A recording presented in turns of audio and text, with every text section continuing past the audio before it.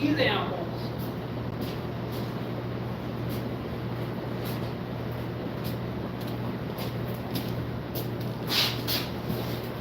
Alright, I gotta say, there's a lot of things I've been pissed off for with Cisco lots, but nothing more than them sending me these micro little apples. Like last time I ordered them, I got like a bushel, because that's what apples are called, bushel of apple like this big. Now I gotta clean. Okay, so here we go. So my old chef taught me it's gotta think like your chicken. Oh, but I'm not gonna use this one. I need to.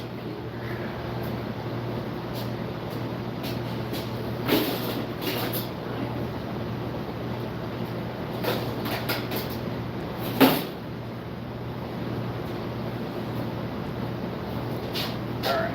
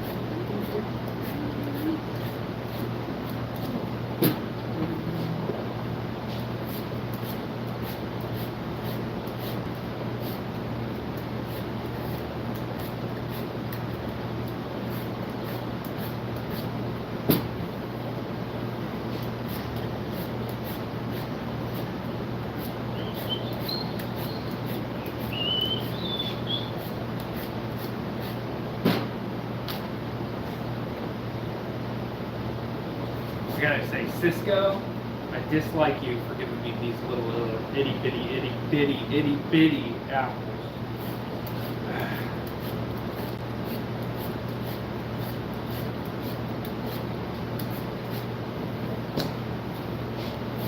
Fucking Cisco, man. Ain't one thing. Although I know I live in Alaska, but still, like,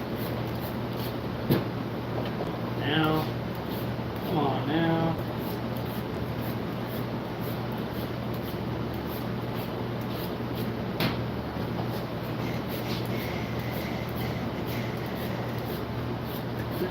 And then we're just fighting time so that way, I mean the air, so that way they don't get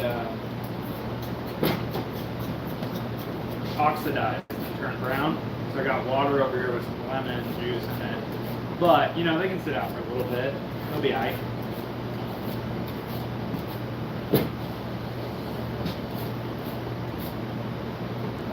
Anybody I know in here? Let me get off.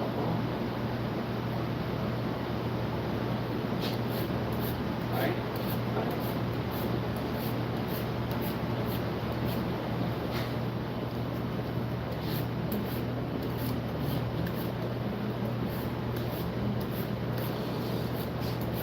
Mindless hours you don't see in the back of the kitchen. Of Hollywood, fucking, well, I guess, yeah, Hollywood chefs that fucking make it look like it's all glamour and not fucking hard work. It is what it is, you know. If you want good food, you gotta put in the man hours, blah, blah, blah.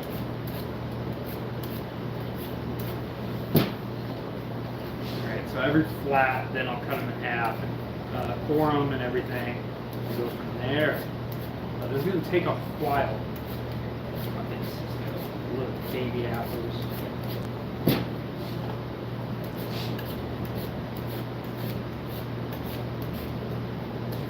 Got anybody in here now?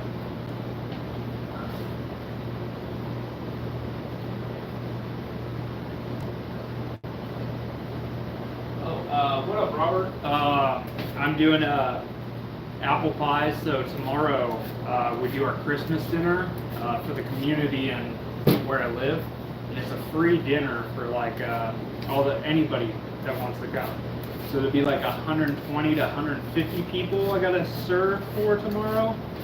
So I'm gonna make about 80 plus pies.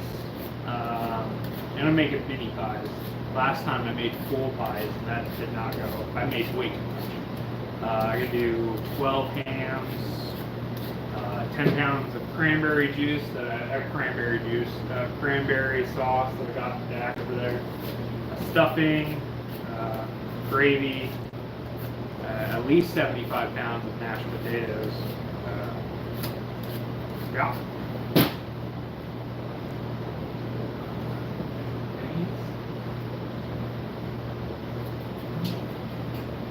Hello.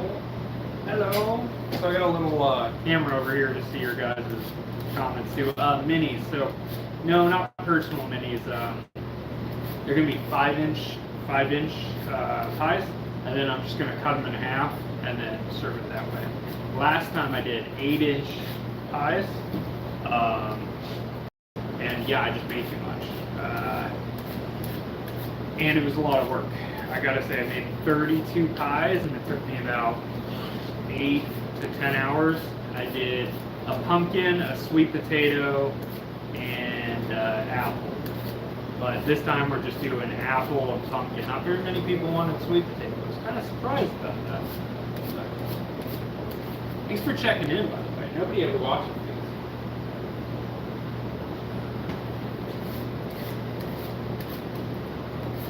Hola, Emily, Skittles.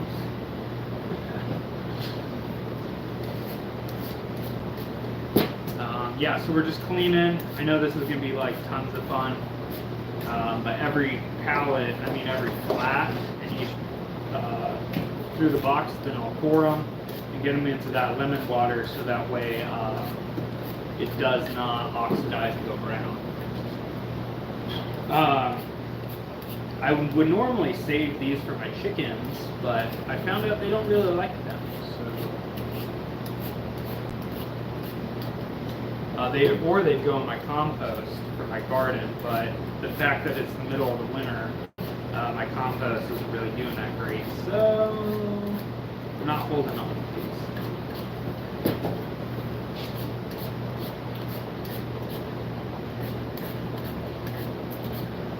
I know this is a weird little thing, but with bigger apples, obviously you got the stem here, and apples, I hate to say it's weird, are a little like slippery as you're like peeling them.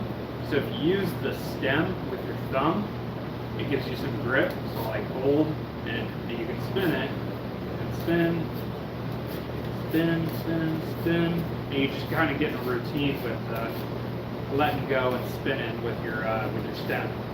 I'm not going to clean it all up because there's 164 apples in here, and if there's a little bit of skin on some of them, oh well. It's a free community meal.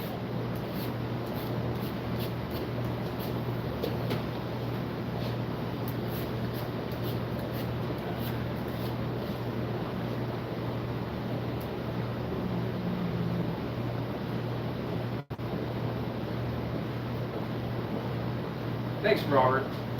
Dude, I really appreciate that. I know it might seem small, but these like people checking into these like really help. When are you gonna start drawing again? Did you ever become a famous tattoo artist? Robert, actually, Robert Fernandez, right? Or here. I have a really random story for you.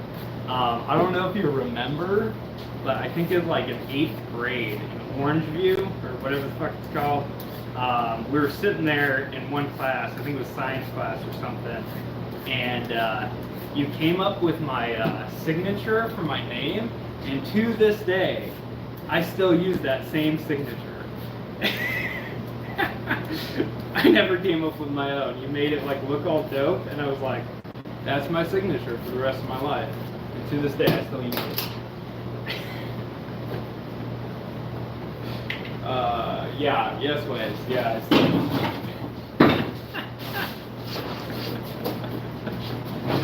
I don't know if it was in Western or Orangeview, but it was one of them.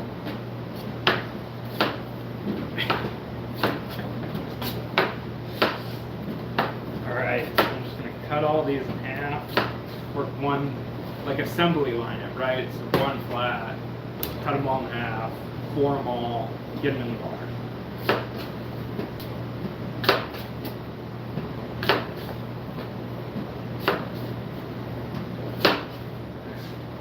That's awesome. Yeah.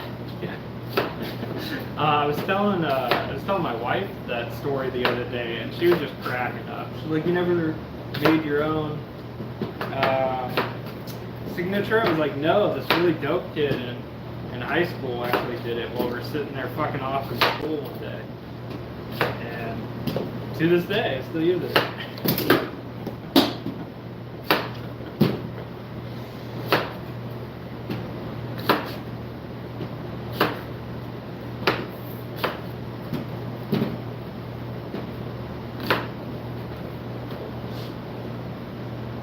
You still doing drawing?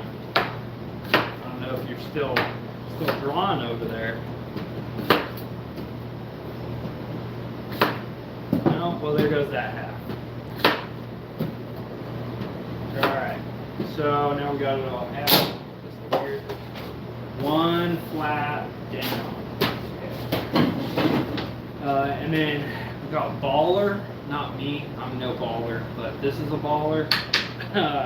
So, and it's really big. It's the size for a regular sized apple, not a child's apple. Because then it's going to take that much out of it. But anyways, so we're going to get the core, the stem out.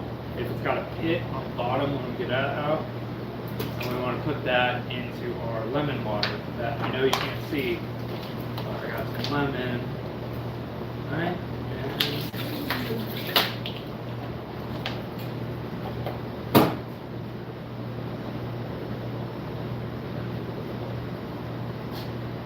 Right now, you prepping and cooking in batches. So I'm doing like one big batch. So I got this big pot right here, right? So I'm not gonna do it in batches. Just assembly line it all. I'm doing this in batches, as in like each flat. But then once I get them all in there, because you're fighting the air, because it'll oxidize the apple. But you're fighting this. I'm going to get them all in there, and then I'm going to cut them all into pieces, and then I'm going to cook my apples down. And then once that cooks,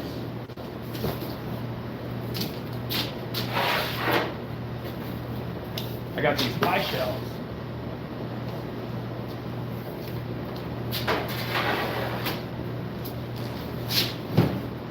And then I'll make a crumb topping and put it on top, and then finish them off in the oven. The biggest, I don't know.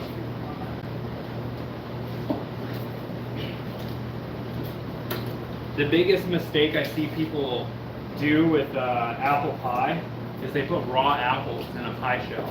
What that does is that when you cook it, all the water runs out of the apple into the bottom of the pie shell. What's the biggest complaint that everybody has with fucking pies, right? Is that it's a soggy pie crust. They want a nice pie crust. Well, that's your problem. If you're cooking your apples down and cooking all the water out of it, the spices and everything, and all the spices and whatnot gets into the apple. And no more soggy bottoms. Soggy Bottom Boys from Oh Brother, Where Art Thou? Great movie. You might have to watch that one. That's probably not considered a holiday movie.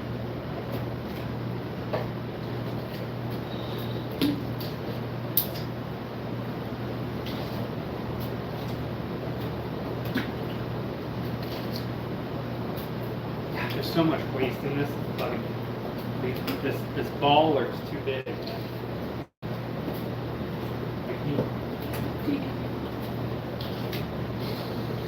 Man, last portrait was in 2019. Jeez, dude, it was 6 years ago, man. You were like no joke. Still to this day, I think the best artist I've ever seen. So you gotta draw.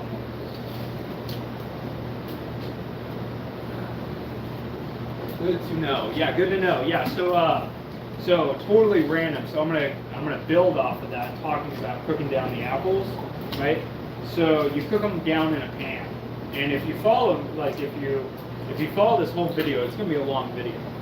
I got to clean all these. What up, Sasha?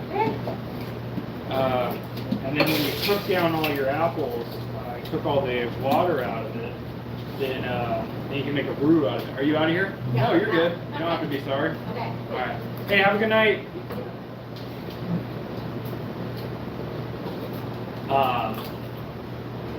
Sorry. So if you cook all your but obviously you're not going to use this much. One second. I'm losing my train of thought. Okay. So I got this big pan, right? Which I'm going to cook all these apples down. I'm going to use 2 pounds of butter here because I know a lot of you guys aren't going to stick with me for the hour and a half it's going to take to do this, right? So butter in the pan.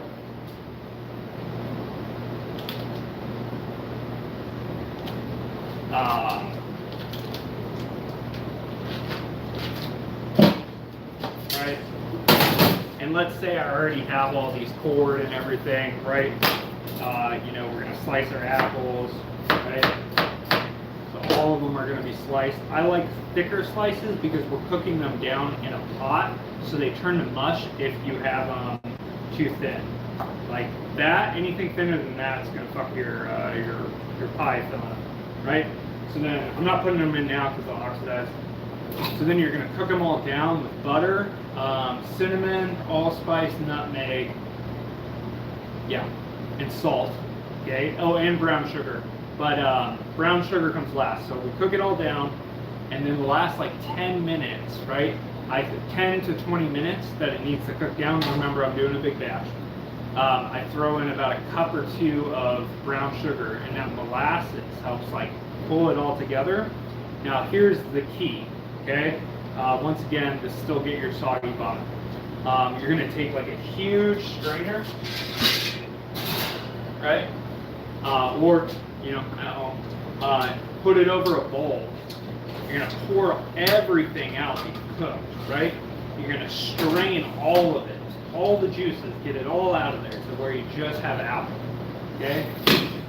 You're going to return all those juices to the pot that you made your thing in, and you're going to simmer that for about a half an hour until it almost turns to a roux. Because now you got to remember, all it is butter, spices, and brown sugar, your molasses, right? So then you're going to take a strainer, not a strainer, a sifter, and sift about. You're going to make a roux. Right? So if you've made soups, you're pretty much turning that butter, spice, brown sugar mix into a roux. And then once you cook that into a roux, we're going to return that to our apples that we strained. And then we're going to let it sit overnight. Now at this point, everything's cooked. Our pie shell's cooked, our apple's cooked. The crumb topping is just crumb topping. It doesn't need to be cooked. So then we're going to build our pies. So you can do this before Christmas, before holidays. In every bakery, this is how I've done this. We prep this like 5-6 days before you guys order pies, or when you guys order pies. So then you have everything together, and then you just assembly line it all together, pop it in the oven, and then there you go, and it's done. So there's not much liquid to run into the bottom of the pie shell to make it all stock.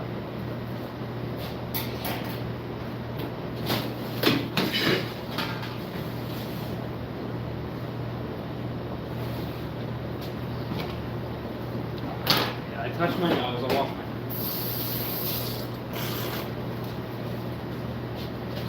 hands. 23 hours is a long time to do one picture, but I gotta say, all those portraits you did, I mean, I know that's time, but they were nice.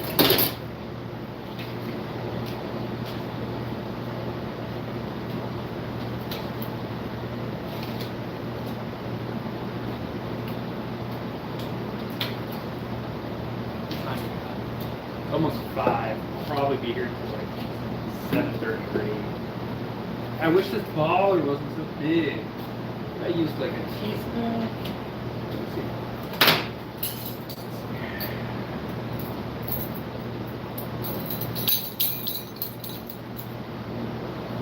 Yeah.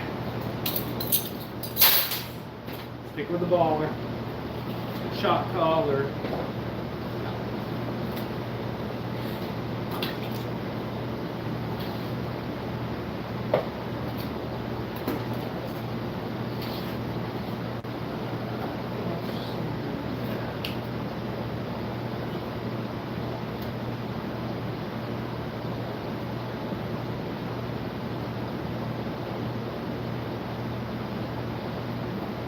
save it if you add too much. If you add too much, like you're shocked, like that's it. For this batch, half a cup, 3/4 of a cup, and I buy cinnamon in money. Big thing. So maybe a cup. Like I kind of, ironically, even though baking is a science down to measurements, right? My apple pie is the one thing that I feel like a cook or a chef, because I just kind of eyeball it. A lot of people have asked me how I do my apple pies, and I explain it the best way I can, but it's just by sight, by feel, by thing, kind of maybe, I don't know, 10,000, 15,000 apple pies in my life. So I don't, I would like to do a YouTube video on it though, of breaking it down, especially for like a single one apple pie at home. But to save it, ooh, because you do add the cinnamon in the beginning, you could like technically like cut up some more apples, balance it out that way. So oxidizing, I'm going to touch on this for a second. This is what I mean, like, I'm sure you've all had an apple sit out too long and turn around. That's what's going on here. So we want to get it into lemon water. The acid in it will help it oxidize.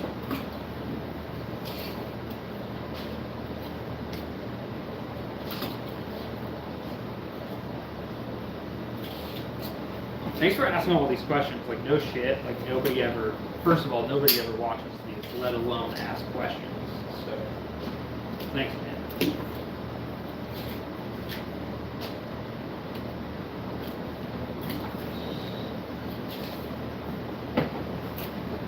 I feel like I'm wasting so much of this apple because I have this huge ball. I don't even, well, I don't even have another ball or,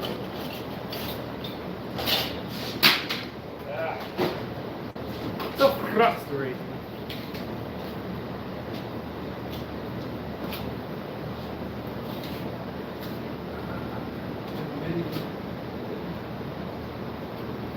Dude, Q&A would be dope. I don't expect you to stick around the whole time. This is going to be a long video, or at least until my phone dies. Because I have to prep for 150 people all by myself. So, just is what it is. Dude, also a video. Yeah, dude, I can do a video on an apple pie.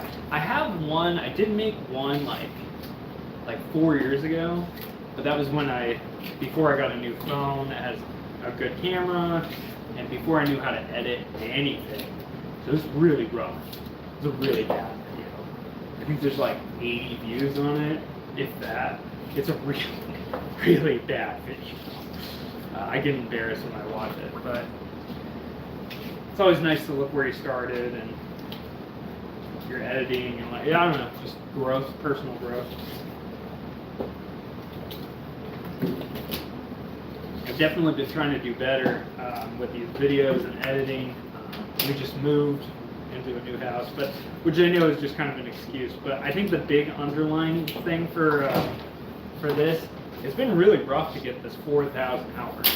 Whether you know or not, you have to get 4,000 hours on YouTube before anything counts, and it's very frustrating. Okay, so lemon water's in there so they don't oxidize. We're going for our next flat. What's this?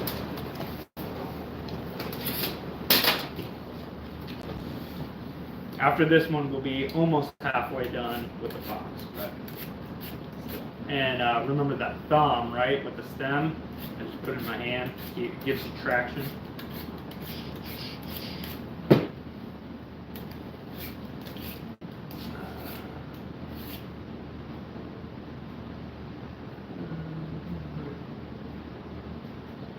Hey, thanks for the subscribe, dude. Really, really appreciate it. I've never gotten a subscriber once off of a live video, so fuck, dude. Thank you. Robert, the lemon actually doesn't, like, soaking it in lemon doesn't change the flavor. In fact, I actually cook it with it a little bit right at the end, because lemon being an acid helps deglaze pans, right? So like tomatoes, cooking wine, lemon, stuff like that. So it actually helps pick up all the flavor off the bottom of the pan, especially in this large of a batch, back into the big batch of apples, right? Plus lemon and green apples, with how sour it is, it's not going to throw it the flavor off like at all.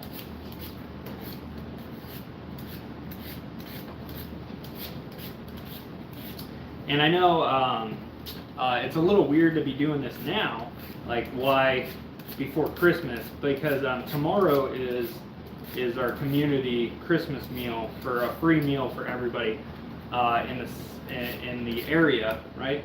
And I work at a senior center that makes sure it's like homebound seniors that can't get up and go get food. We make sure they go get food.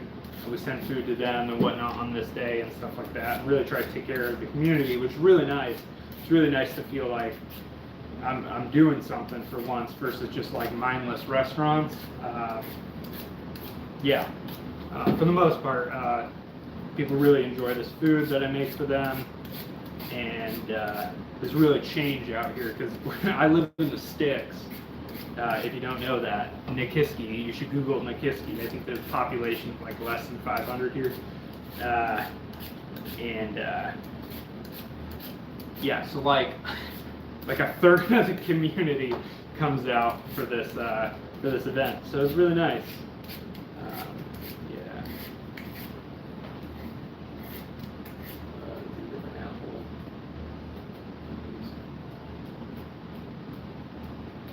Dude, that's a great question.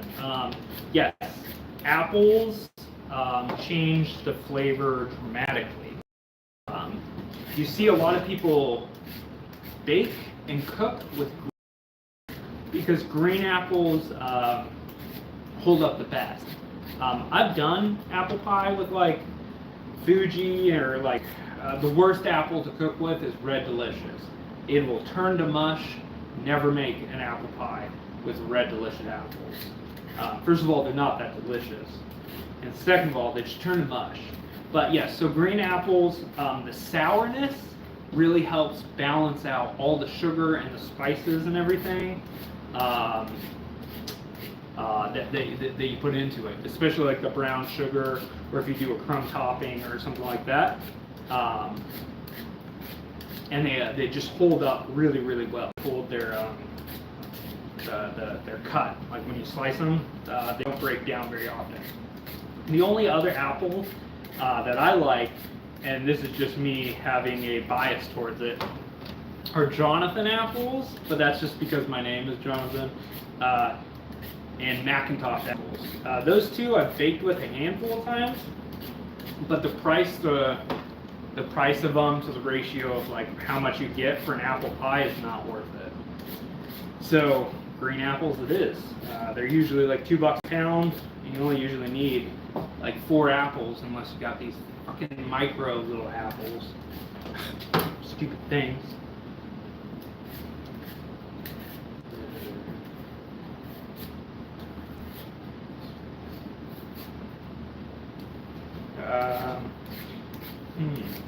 I personally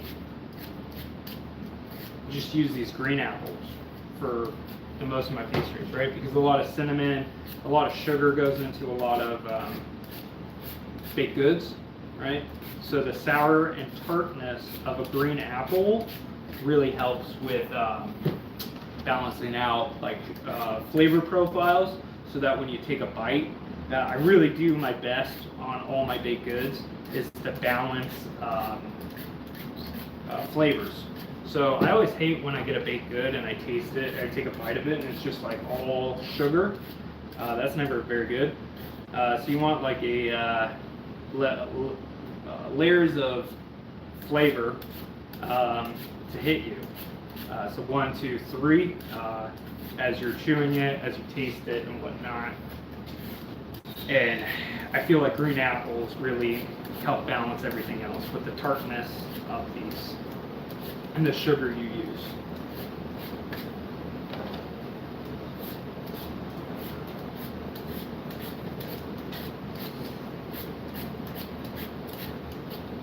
Again, just going to throw this out here.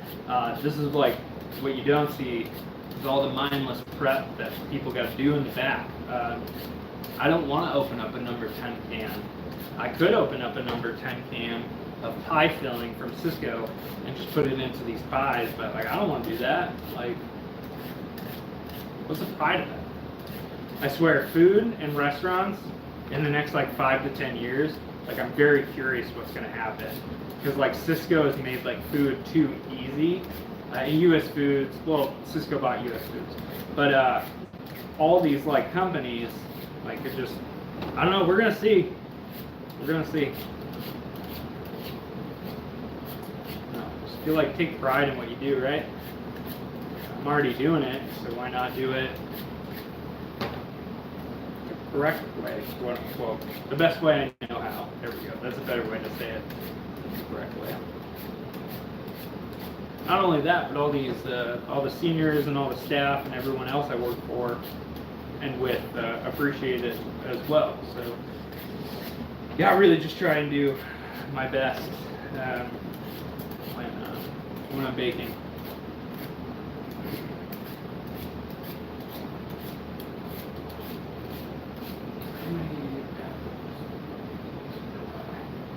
Per pie. So if you were to buy them like at Safeway or Albertsons or Walmart or wherever you're buying apples, like a basic like 8-inch, like this guy, like 6, maybe 8. 8 might be too much. It might mound too much, and that's something else. I don't like mounding my pies. A little bit's fine, but you don't want this big thing. Because when you cut into it, you don't want your apple to like fall over. You want to present like a nice stacked apple, right? So like 6 to 8, depending on size. Now, if you have like these micro apples, you're going to need like 15 of them for one of these guys. I'm not salty about these little apples at all. Not at all. Back. I'd already probably be done with at least peeling this case if it wasn't for these little baby guys.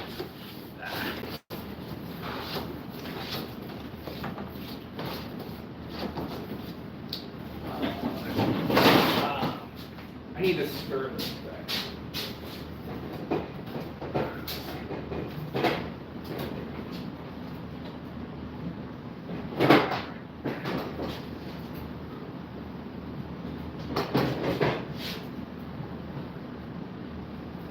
Sorry, don't let me lose you. I need some water real quick. One second.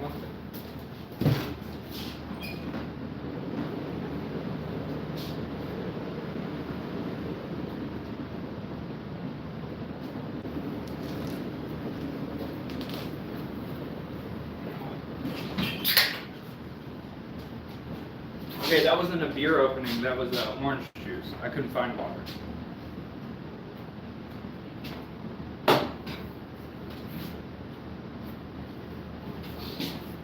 Alright, I gotta cut these.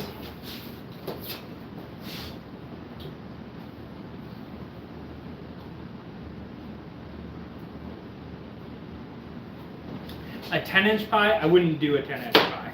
10-inch pie is too big. 9-inch is still like right there, almost too big. Other than a tart with a crust that's going to hold and not like a pie that's going to bend. Maybe a lemon meringue pie I would do for a 10-inch, but for an apple pie, it's too heavy. It's too many apples. For an 8-inch pie, yeah, 6 to 8 apples. And for, did you say a 6-inch? No, 5-inch. A 5-inch, probably 4.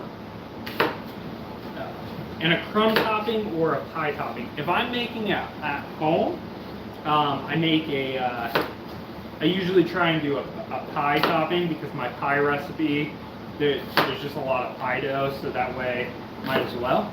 But for production like this, no way. No way to roll out that much topping for a pie. It would take me way too long. And then you gotta like score it, pinch it in, and everything. No. The other reason why I do a crumb topping, and I think this is actually the real reason why I do a crumb topping, is because all my apples are cooked, all my pie, which are right behind you, which is what I'm gesturing to, all my pie crust is already cooked, and so I'm just going to assembly line it, right? Tomorrow before, not right before service, I'm coming in at 2 a.m. I'm going to bake them all off, quote unquote, because my pie dough's already cooked, my apple's already done, and all I got to do is just put a char on the crumb topping, because all it is just sugar, cinnamon, and butter and flour. So, like, yeah, sure, it's raw flour, but it's still going to be popped in there and like be baked for a little bit, so it'll get that nice crisp on top.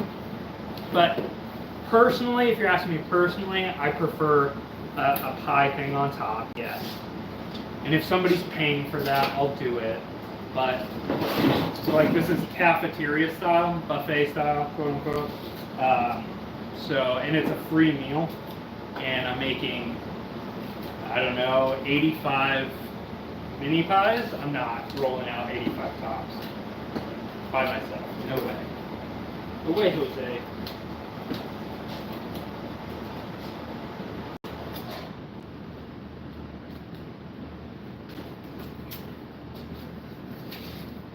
Yo, thanks for like doing these Q&As. Like this really helps. Like I've never thought about doing this. Well, normally I just like play music in the background or nothing, and then people like stop in for like less than 5 seconds because it'll tell you how many, on average, how many people watch, and then bounce right away, which is fine. I get it. I'm not the greatest to look at or talk a lot, but the Q&As are really good. Robert, I'll have to send you some candy for the next Q&A. Be like, hey, come be a Q&A for when I make brittle or something. That'd actually be really helpful. It's actually a really good idea. I never thought of that. I just a little guy, just a little fish on YouTube, just a little fish.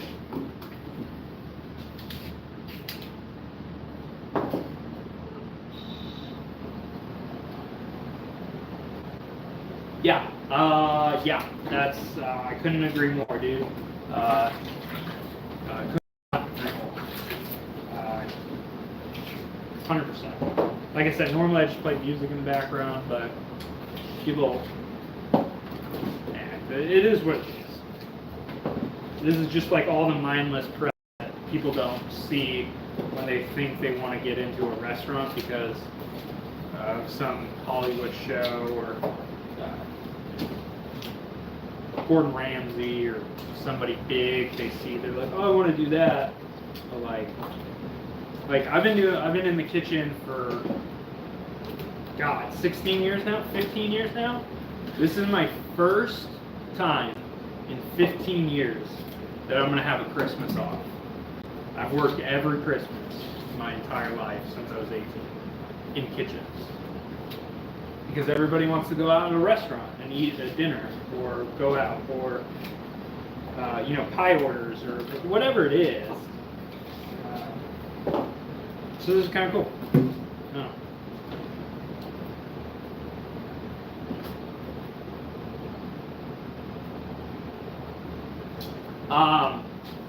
Yes, I do use a butter crust. Quick little tips on that. You always want to freeze your butter prior to using it, right? So as soon as that butter melts into your flour and sugar mixture for your pie dough, it's shot. Like it's done.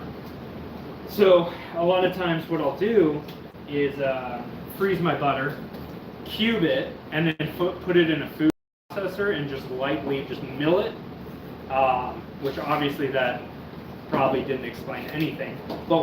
And most people don't have a food processor. But where I was going with that is if you freeze your butter, right, when you're making pie crust, you're going to get your bowl of flour and your frozen butter, and you're going to roll it in your flour, and with a food grater, you're going to grate it. And with rolling it in the flour, it's going to give it like texture to not stick on your grater. You want to be quick with this. And then when you put your water into your flour, now butter, salt, sugar mixture, you want to use ice water. But prior to setting this up, I put a thing of ice water on the side, and then drain the ice out of it, so it's nice and cold. So you're fighting the heat when you're making a crust. Oh, just a butter pie crust is what I'm assuming what they're talking about. Egg wash, yes. I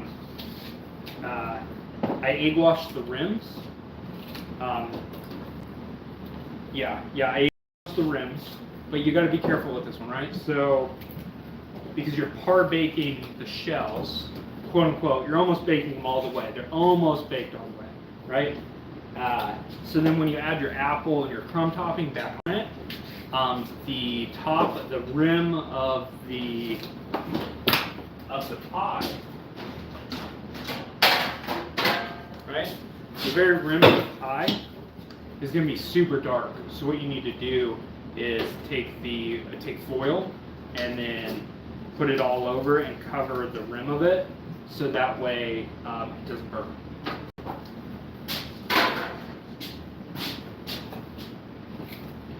Look how much waste that is because of this fucking baller. God damn.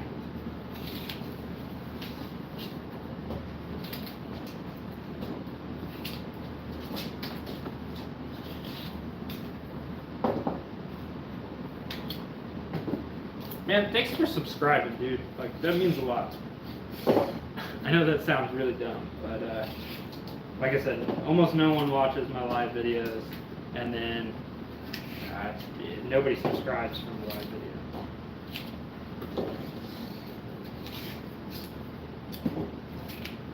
Random question for anyone that's in there still. I see a lot of people that say like free cookie, or I guess that's Mr. Beast. It's like free cookie if you subscribe, or I see other people like special surprise when you subscribe. Would it be more enticing if I did like a free chocolate chip cookie or whatever when people subscribe? It's kind of something I've been thinking. I'm trying to work on subs here in hours. And then I have another thought on my channel that I'd like to throw out and see if anybody would be interested in. So I gotta like move the apples in here because it's starting to. Hold on one second. So, right. Whee! Right, so here are apples, right, and we're starting to oxidize on a couple of them. So we gotta make sure the lemon water gets in there. And then I got my cranberry sauce going over here still. It's starting to simmer, which is really nice. I make a cranberry reduction over here for cranberry sauce. All right. Whee! All right, and we're back.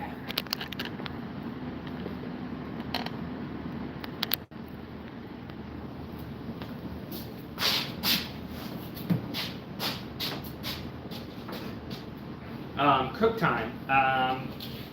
Yeah, my ovens are like way better. Much bigger gas lines, convection all the way versus home one, or whatever. Yeah, because I have the big fan, right, that moves it. Like listen. That huge fan in the background.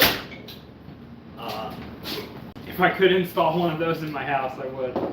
I feel like home ovens, especially with bread, like add like an extra like 6 minutes per loaf, and dries it out more than like like a good oven does.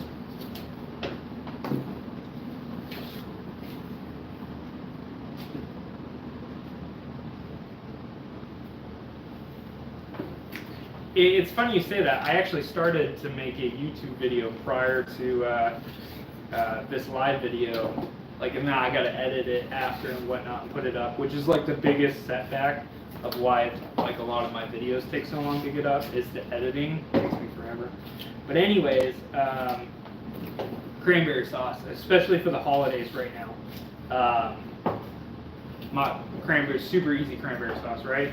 So we're gonna go 1 pound cranberries, frozen or fresh. I never find that it really matters. Like that's 10 pounds of frozen, and it'll come out fine. So 1 pound of cranberries, 3/4 cup sugar, half a cup of fresh squeezed orange juice. I mean, you can use from concentrate. I did today because I wasn't going to squeeze 5 cups of orange juice. And a half a cup of water. Water. So 1 cup of liquid, 3/4 cup sugar, and 1 pound of cranberries. Now that recipe is really good for any berries. How I make my strawberry reduction, my raspberry reduction, blackberry reduction. It's always 1 pound berry, 1 cup sugar. I like the sourness of the cranberry, which is why I back off on this one for the sugar. 1 cup sugar and just some like a quarter, not a quarter cup, like 2 tablespoons of lemon juice. All right, we're on our next flat of apples. Come on. I dropped an apple.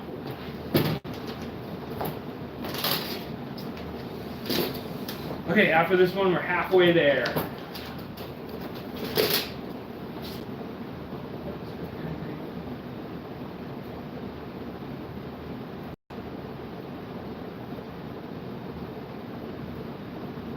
Sweet, thanks. I just, obviously I see big channels, right? And I see that in their header, which is why it's kind of giving me an idea to do that. That's not, I don't want it to be a transactional thing. Like I want people to subscribe because they like my stuff. But I don't know how to get my stuff out there enough for people to see it, to watch, to get subscribers. Yeah, I don't know.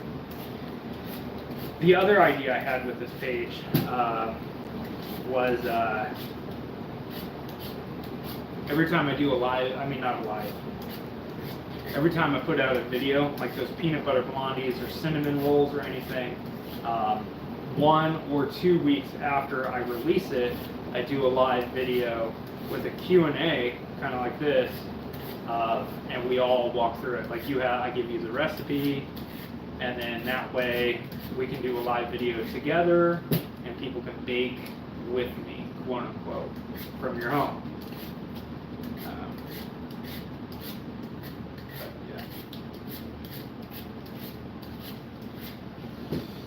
With the holidays and everything, I've just been so swamped. It's that editing those videos take forever. For every 1 minute YouTube video, it takes me almost an hour to edit it. So like a 6-minute video is like 6 hours of editing. Like, shit. It's so long.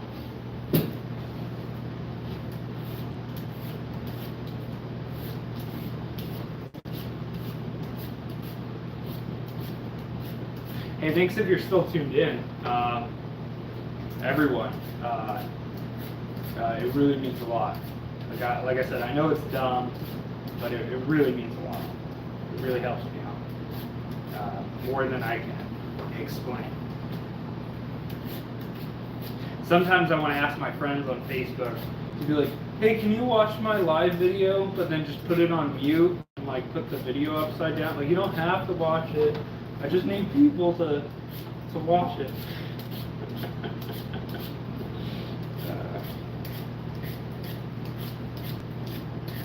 You want to hear the worst dad joke ever? I got a tattoo of whisk, so I always have a whisk on me.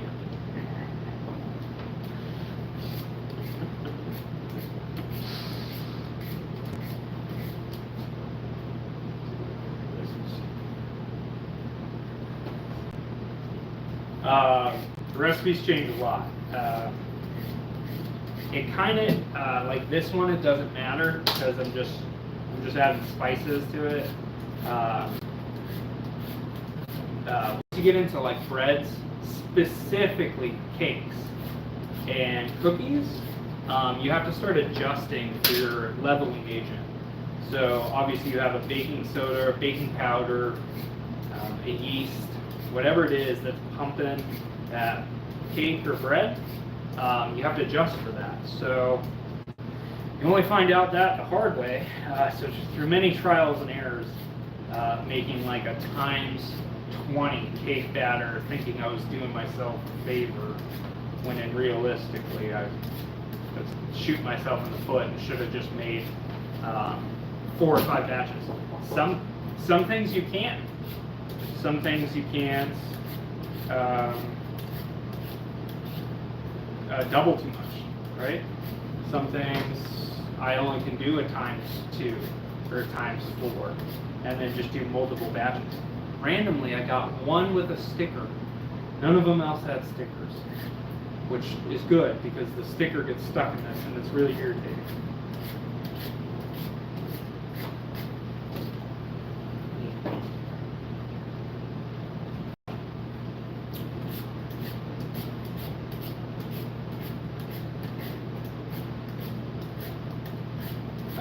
But yeah, there's like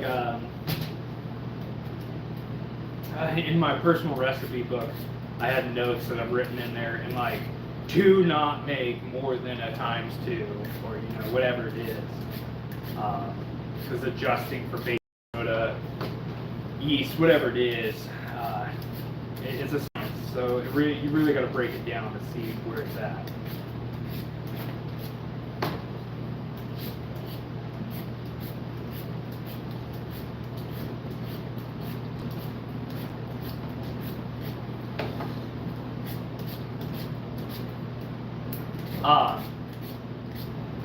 I know it's funny that I'm going to say this, but Cisco sells a box of these pre-sliced and bagged for not too much. Well, it's like 50% more, so they take the labor out.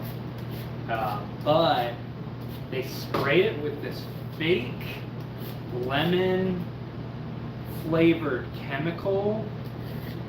And you cannot get that taste out.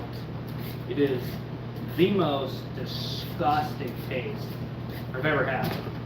So I tried not be lazy, but like just not have help to do this, and order that once, and to make my apple pies.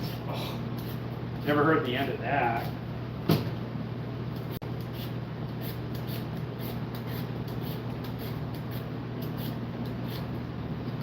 We got to check on this, after I peel these ones, we got to check on this cranberry sauce behind us.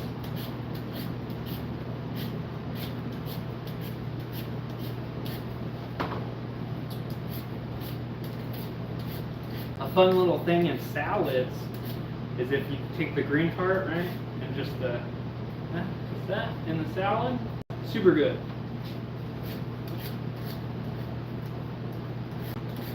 I don't know why I threw that away. I should have eaten that. Ah! Oh well. It wasn't meant to be. That was for the crow.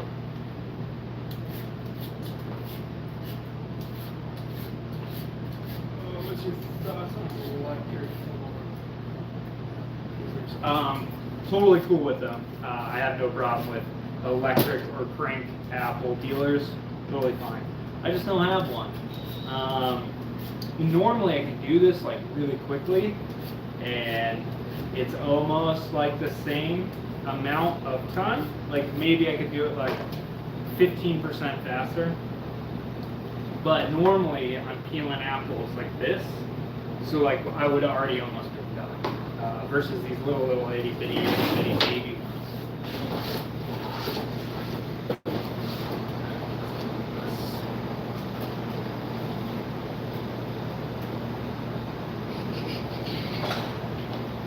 You gotta stir this cranberry sauce.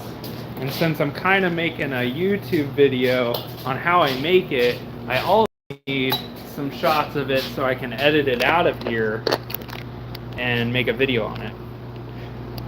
Okay, so at this point we've reduced, right, so we brought our, Okay, so we brought our orange juice, water, sugar, and cranberries, and they're simmering now, you can see. And a lot of people like to stop, like right when they start to pop, like that, like this guy, like these guys right here. And I think that's a big mistake, because I think the more they cook down and the more they break up and the thicker it gets, the better it is. So I know you get a less of a yield, but a better product.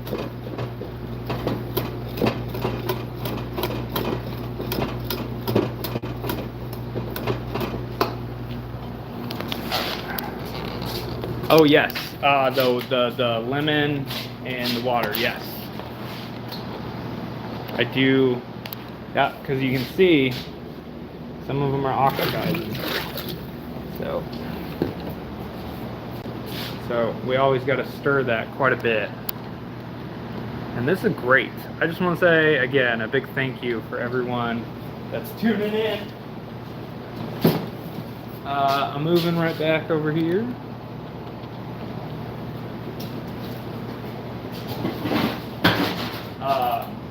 Yeah, thanks for everyone tuning in. It means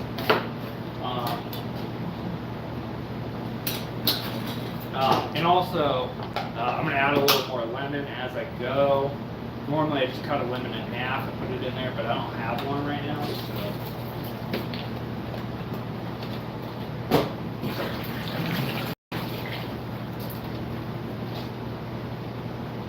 Do I need to rotate the camera a little bit?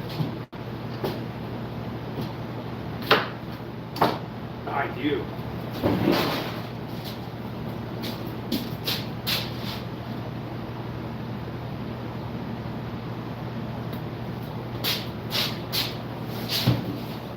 All right.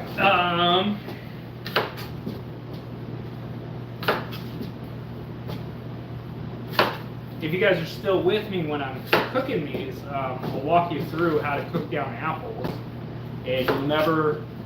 My homie Roy Smith actually taught me how to do it. My old pastry chef up in Breckenridge showed me about like 10 years ago now.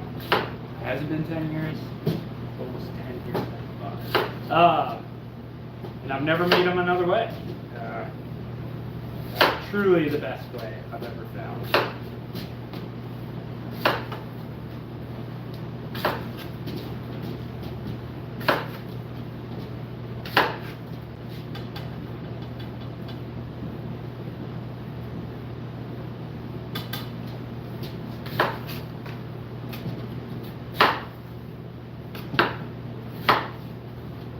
Is there anyone here from Alaska? I've always been curious if the live videos like target people from like your IP address, right? So obviously I register that I'm up here, and if anybody like, I don't know.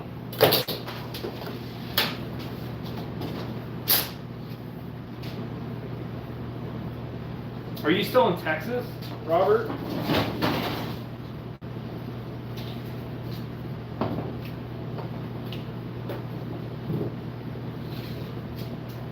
Also get a baller, like $3-4. If you don't have a baller when you do this, you can use a teaspoon or a tablespoon. A tablespoon's gonna be too big. They got good metal teaspoon.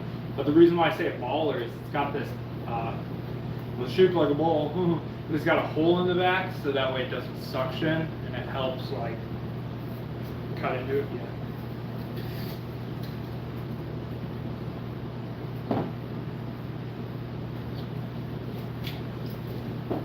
NC is North Carolina, I believe. And Anaheim. You're back in Anaheim? Man.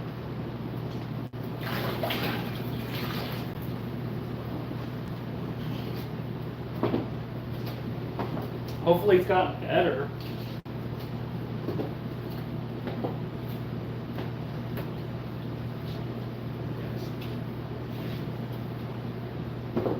Is it like, I don't know anything about North Carolina, although my wife wanted to move there before we bought the house that we're in now. She almost talked me into picking up and moving to North Carolina. But does it snow there? I don't even know. I would assume so. We're out on the East Coast. Oh, I dropped one. That's okay. We have 162 more.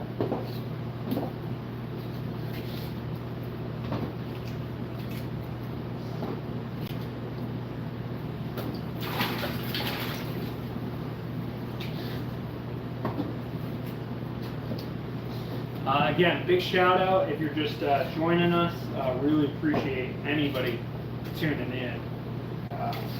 Thank you, Robert, and this, yeah, Little. And yeah, this other guy, this means a lot. When you say it snows a little, like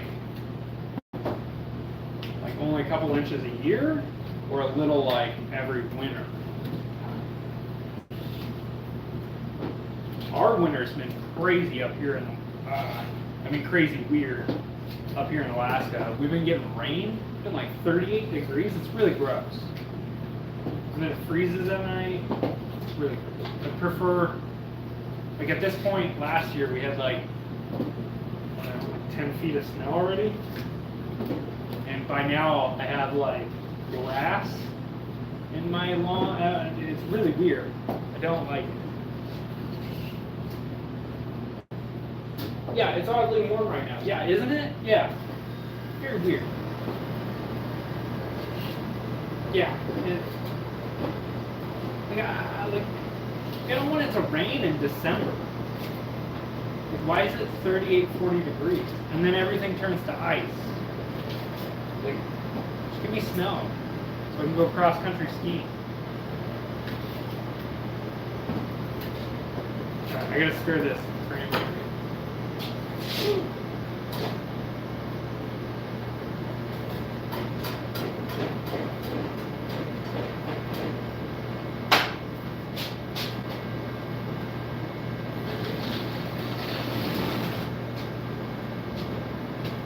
You get a foot at once a season or so. Yeah. Yeah, I hate this freezing rain shit. It sucks.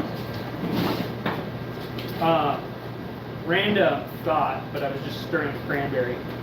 So like when I was saying a reduction, especially for like raspberry jam and strawberry jam, a lot of people like to use pectin to thicken up your jams, but the sugars from the fruit have natural pectin in them. I learned to spoke real good, and but you need to reduce it more to release a lot more of it, which people don't do. They just use pectin. So. But I think you get a better product, better finished product. Not as much yield, but a much better product if you cook it down. Guys, apples taking forever. Thanks for sticking with me. I know I'm just peeling apples. Once we get cutting apples, it'll go by really quick. I can cut these things pretty quickly, but peeling these micro tiny apples sucks. Like I said, if I had full-size apples, this would already be done.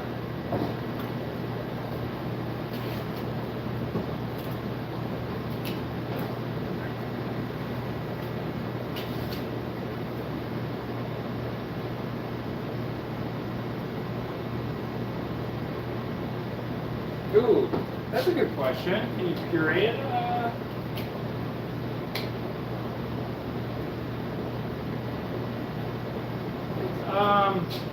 Puree, like, what do you mean puree? You mean like puree the sauce once it's done, or cranberries as a whole? I definitely put whole cranberries into like sweetbreads sometimes.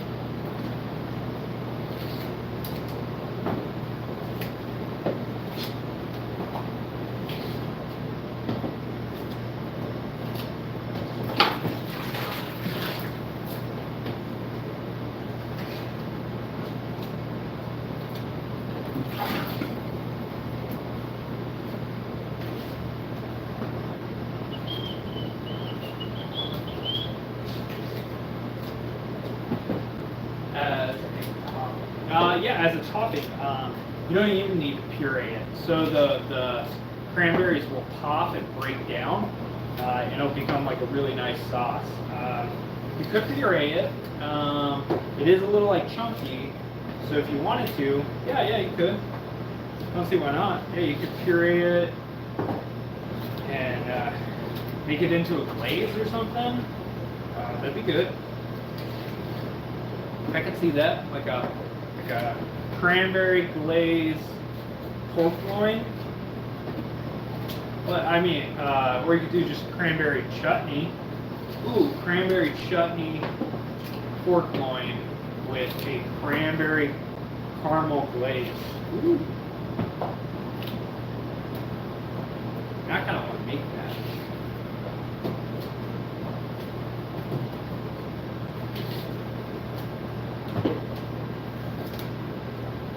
Florida, that's got to be hot down there. I missed the whole apple.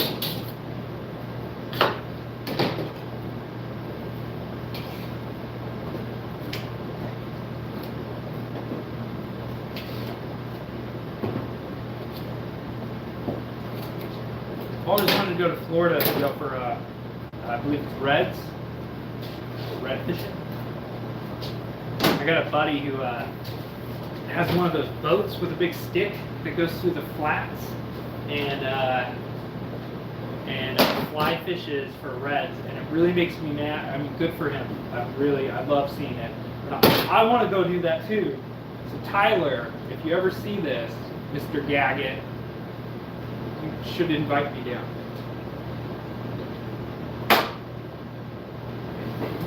Okay.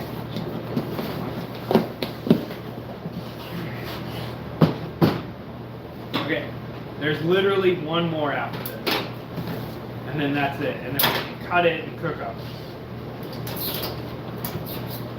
and then we can walk through making the sauce and everything, for the roux for your apple pie and everything. So I'm going to try and do this as fast as humanly possible. Though I do need to check on this cranberry.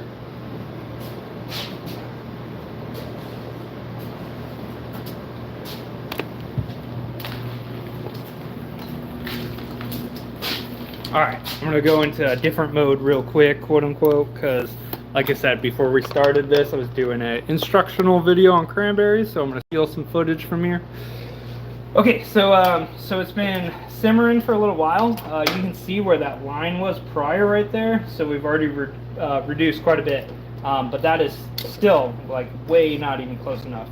And by crushing them, I like to actually use the whisk to start breaking down some of the cranberries now, right? And it's already thickening up, but this is like this still needs to sit on here for probably another 20 or 30 minutes. But yeah, a lot of people like to stop here when they break down like this and pop. But yeah, I just want this to be a really nice reduction, and it's really nice when it comes out. All right. Okay, back to apples. How you like them apples? Oops. We'll check back with you. Shared you on Facebook. Dude, thank you so much. Huge thanks. Shout out. Thank you.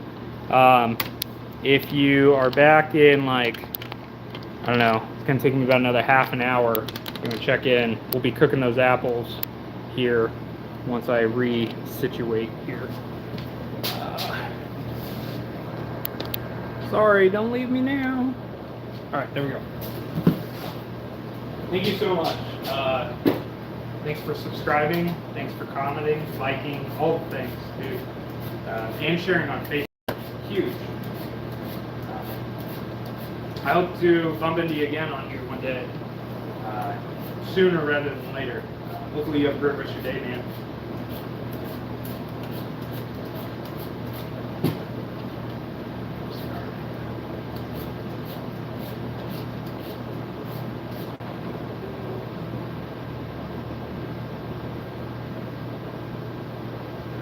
Yes, it will, the foam will overdo, which is why I use such a big pan, because when I make this is kind of on the back burner, and I just kind of let it simmer and forget about it. But the great thing with the foam is once you stir that back in about 2, maybe 3 times, it won't foam back up on you. So you can kind of forget about it and then reduce the heat after that and just kind of let it do its thing. Low and slow. We don't want to go fast on that because the flame or the heat source in the bottom will end up burning your cranberry sauce. And that would suck.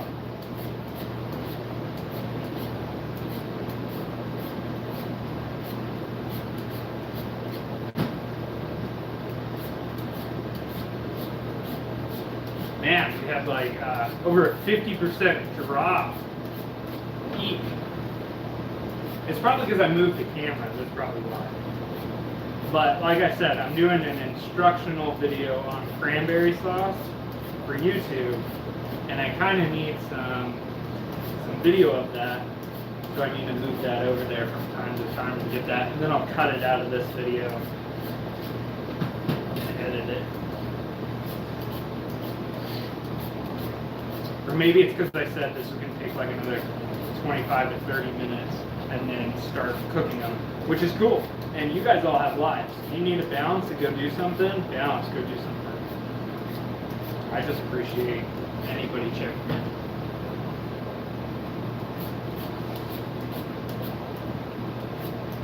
These little apples, oh gosh, I just wish I had full-size apples, man.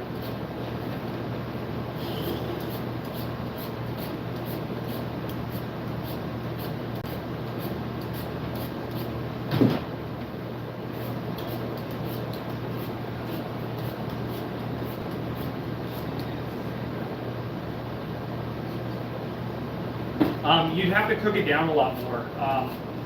These apples would be fine.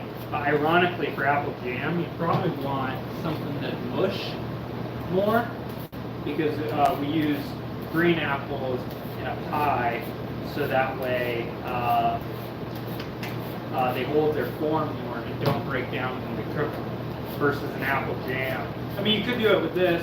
These will turn, if you overcook these will turn to mush. But they just hold a lot better.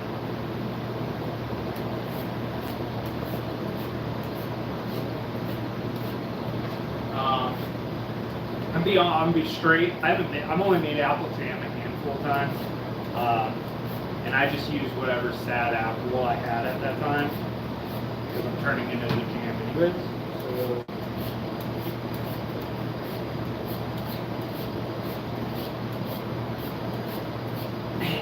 Hey, if anybody's ever at a weird apple or a weird store that sells a lot of apples, you see Macintosh apples, and you get scared because it says $6 a pound, just buy one.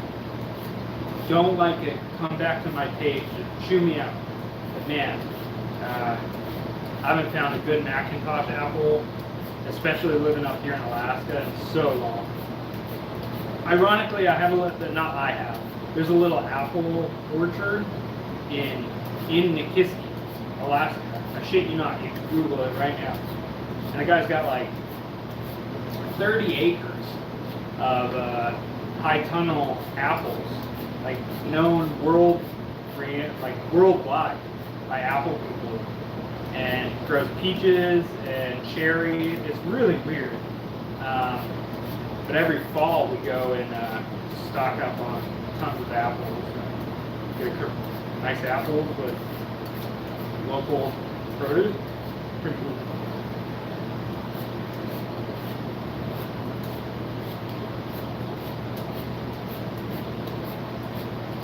I guess.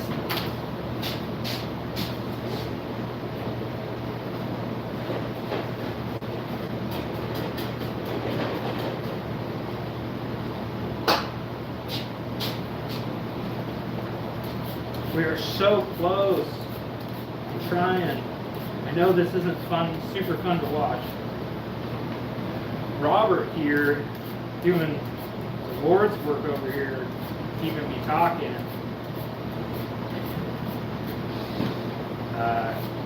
And that other guy that I can't pronounce his name, New Bulls or something like that. I got one more flat after this, and then we'll start going through the cooking process of your apples for your pie.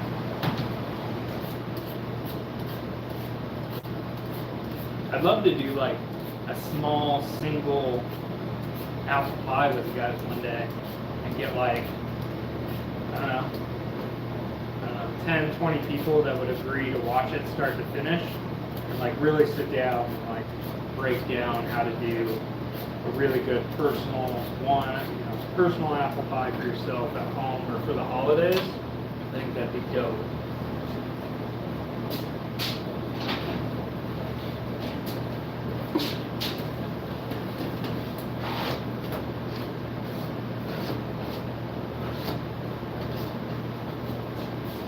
I'll save a handful for the chickens and ducks. Maybe they'll eat.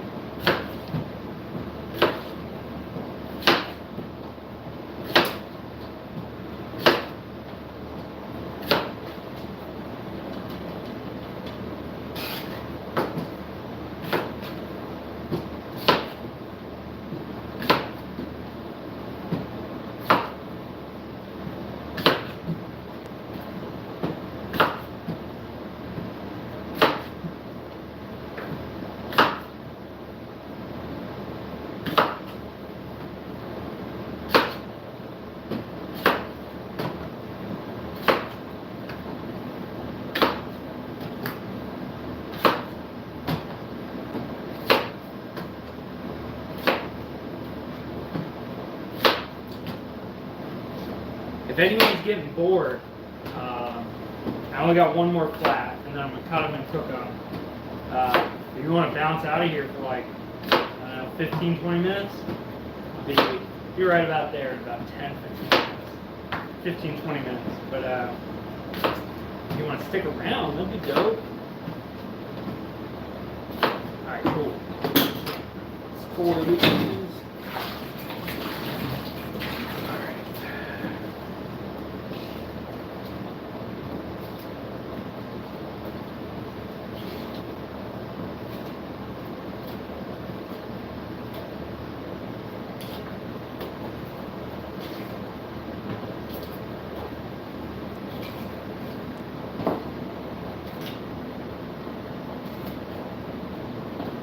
Really anything. These apples are green apples are a baker's quote-unquote best friend. Apple cobbler. I'll slice them and put a raw one on Danish with pastry cream. That really turns out nice. Apple bread. You gotta cook it. You can throw it in bread and make like a sweet apple bread. You do apple like cinnamon rolls, a chutney. The world's yours. These apples are very versatile. Whatever.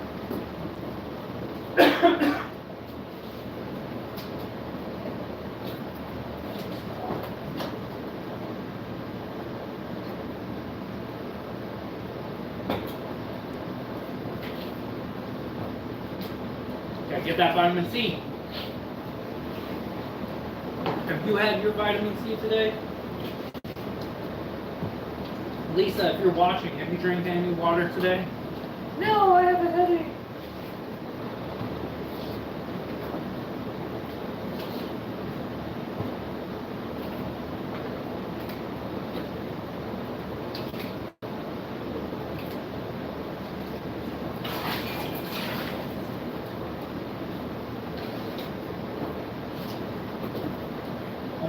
Almost. Getting there. Getting there.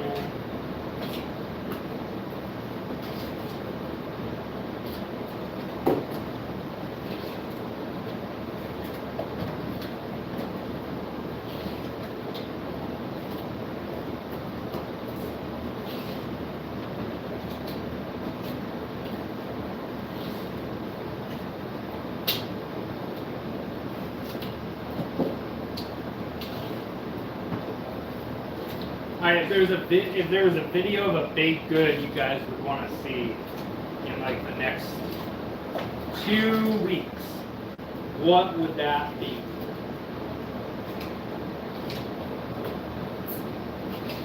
Other than that cranberry, right? I'm pretty sure. I'm trying to get that one out before Christmas. Because it's trending.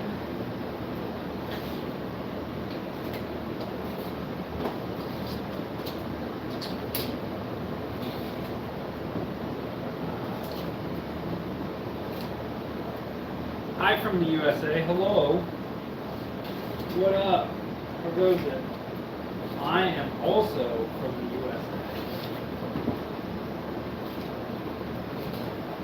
I live in Alaska.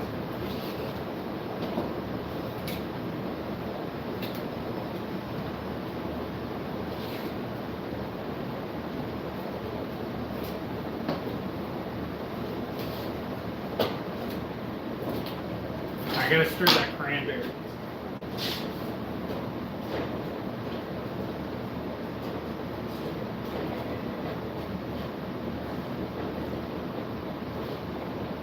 It's getting there. That cranberry's getting there. It's close. I'll put the video over there. Yeah, here soonish. Probably not until I either move the apple can over there or I start cooking.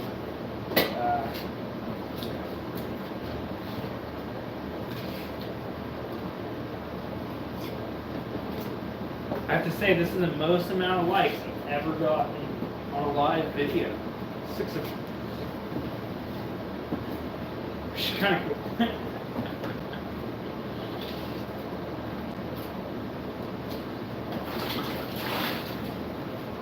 I made a Napoleon today for lunch, and that turned out nice. You didn't know, I just started a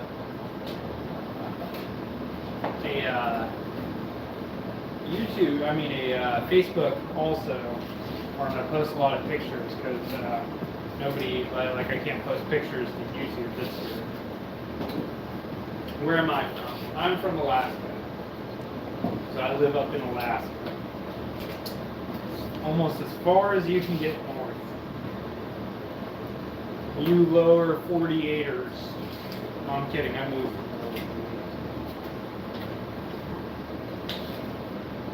Probably why I have tiny apples up here.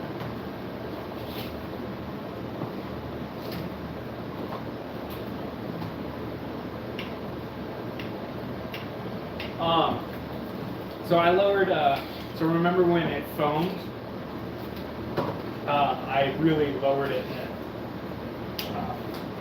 and I'm doing 10 pounds.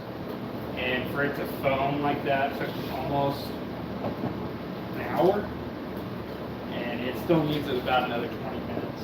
So, but at home, for making like a 1 or 2 pounds of cranberry sauce, yeah, just get 2 bags because they sell them 12, like 2.5 pounds, or whatever, 2 pounds, and shouldn't take you more than 40 minutes at home, maybe an hour, maybe. That one was on, I put that on before I started this. We've been going for, I don't know, an hour and a half already.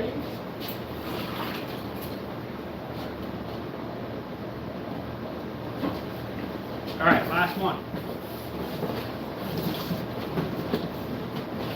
The last melon.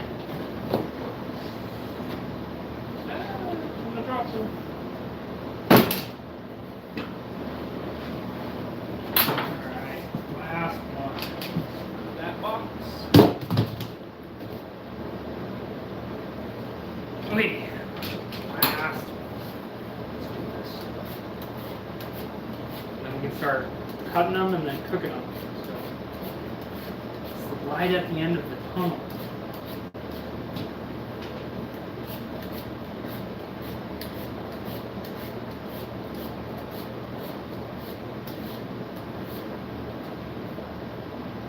With daylight savings, I suppose.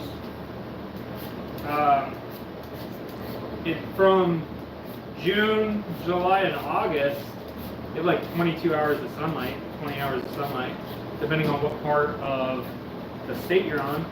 So I used to work up in the oil fields up in Prudhoe Bay, and yes, it's light up there for 24 hours a day for like 62 days, 63, and then it's dark for 63 days in the winter, but only up there. Right now, winter solstice is on the 21st, so this Saturday, and then we start gaining 1 minute a day. So start going back to getting light again. But right now we only get like, I don't know. I'm on the coast on the other end of Alaska, so get like 6 hours of daylight a day. It's already dark outside. Pitch black outside right now. It's yeah, it's almost 6, so it's late.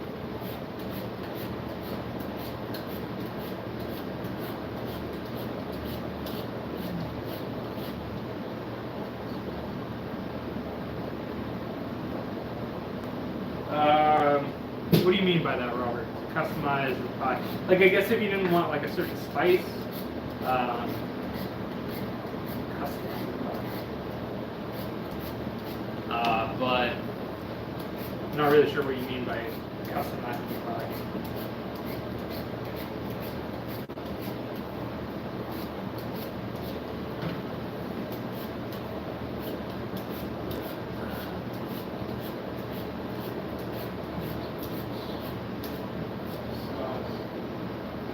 Oh,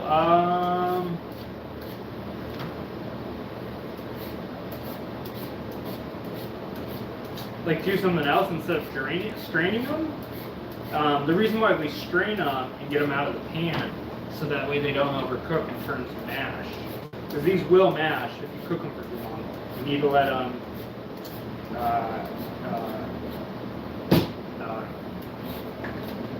still have like a snap to them. Otherwise you'll get a sad pie. Okay, almost done with peeling all these fucking apples.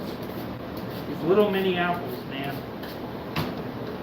If only I had full-size apples.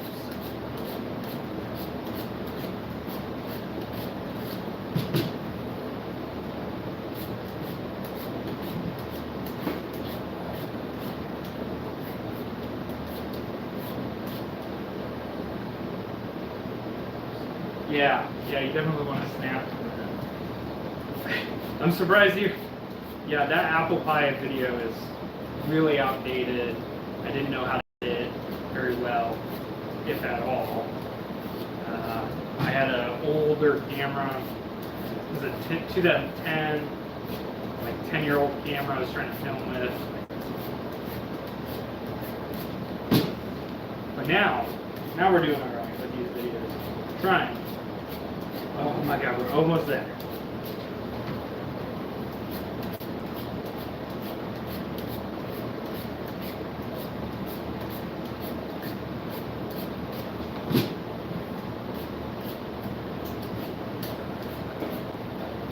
Yeah, we're losing everyone. I get it. It's not fun right now.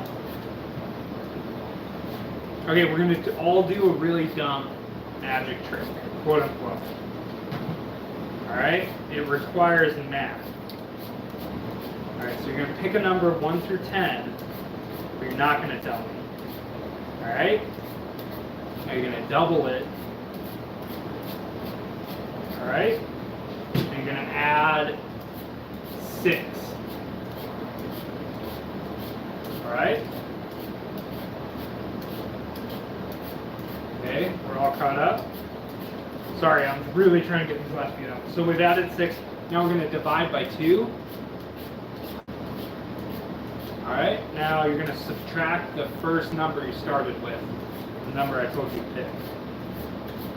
All right, now your number right now is 3. It is. Even if you say no, it is. I'm telling you. Man. Okay, only like 2, 4, 6, 8 more apples. 8 more apples. You can be done with this.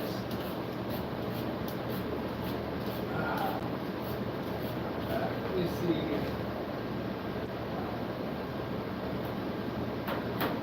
Yeah, I'm hoping. Yeah, because you're one of like 5 people that are still in here.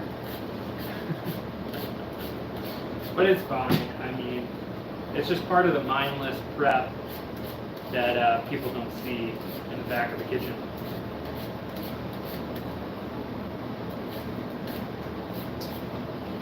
Okay, we're right there.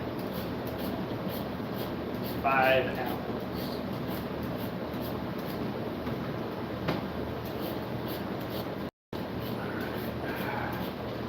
Okay, 4 apples left.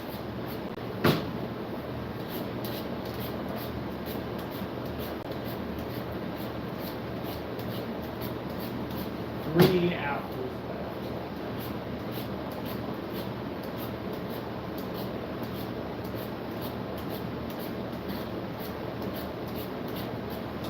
Oh, no. 2 apples. Got ahead of myself. Can't go in the lemon water before we cut it. 1, the last apple.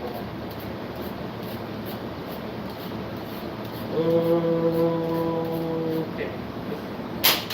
Fucking peeler. These little apples, man. Alright, I'm gonna save some of these for my chickens.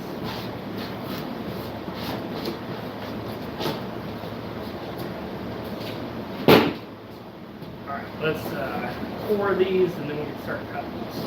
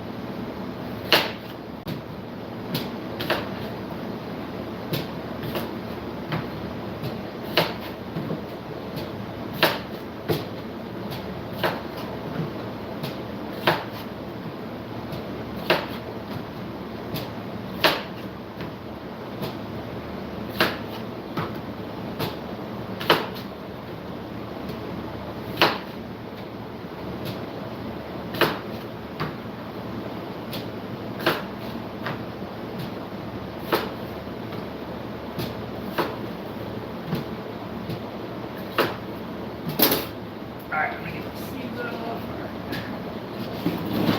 Alright, core them, cut them, cook them. Core, cut, cook. Potatoes, mash them, boil them, stick them in a stew, but instead it's apples. Core them, cut them, stick them in a pie. Dude, I just came up with that right now. We should make shirts.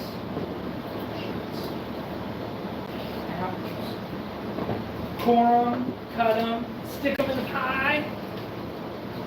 I don't know, man. $1 million idea right there.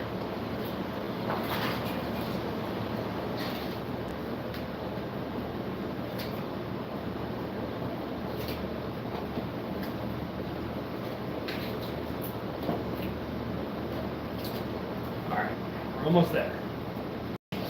Start cutting these fuckers. Little cooking process.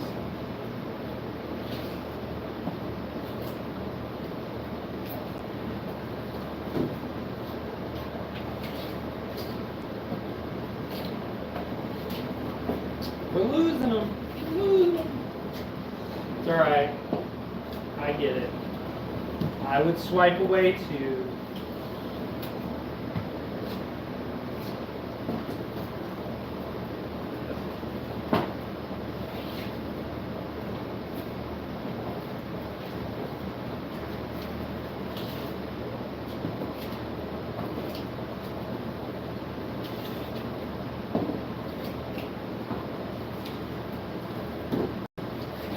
Alright, this is the last flat, and then like I said, we can cut them and start cooking them, season them, or put our spices in.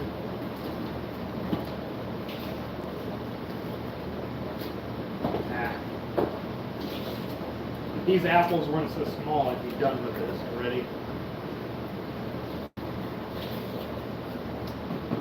I have big hands, little apples.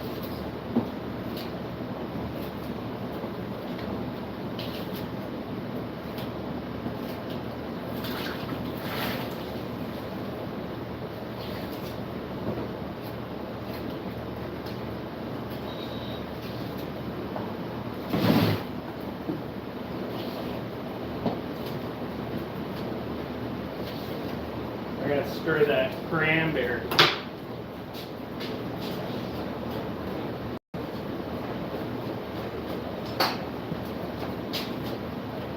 Yeah, that cranberry's looking nice over there too.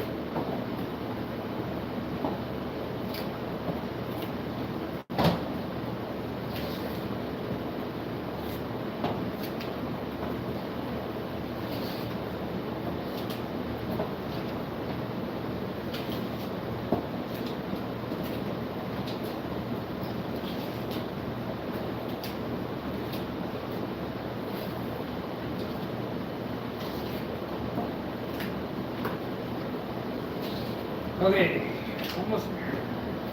Almost there.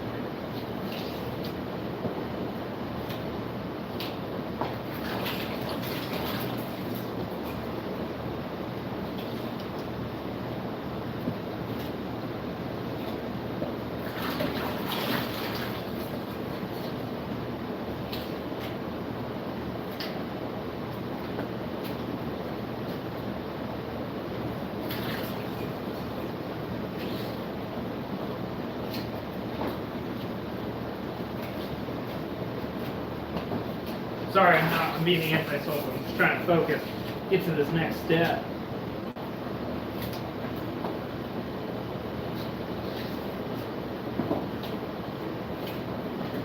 We've all been waiting quite some time. I appreciate it if you've been sticking around too.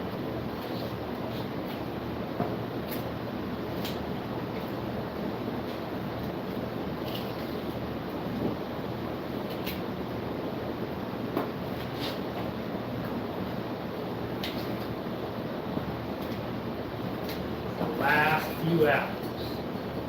I cut them. I can cut apples pretty fast.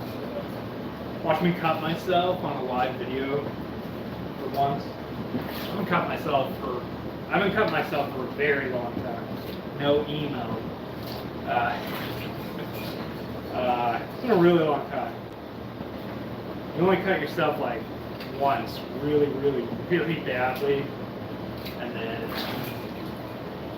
I've had little nicks from here to there, but like a cut.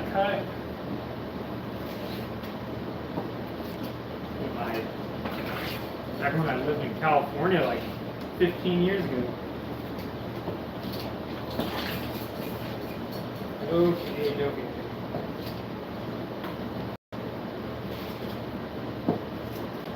The last few.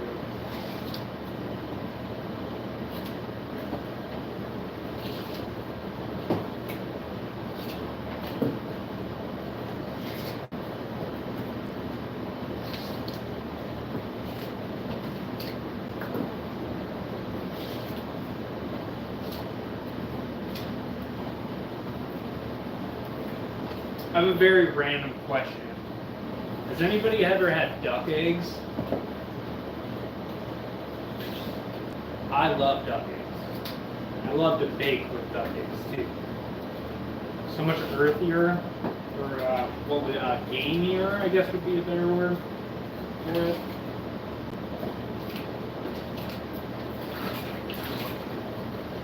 All right, the last.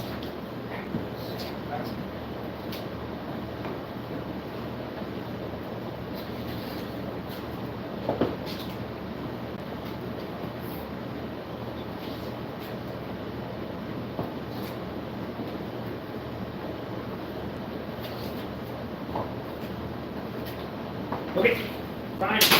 All right. Get this water off real quick.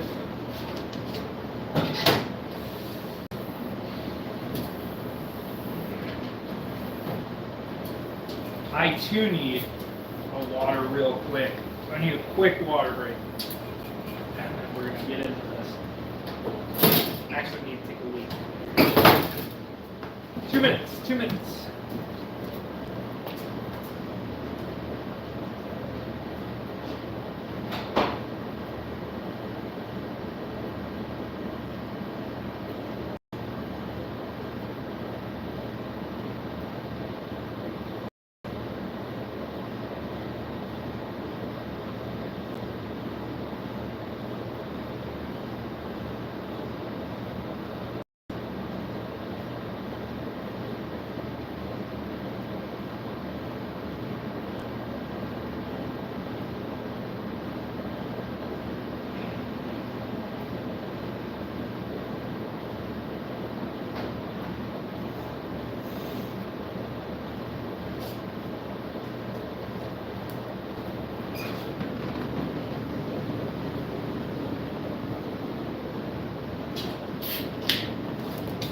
Okay.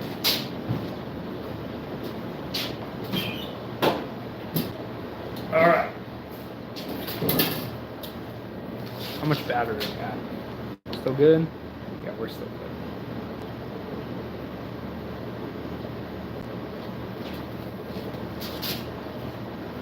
I disagree with you, Robert.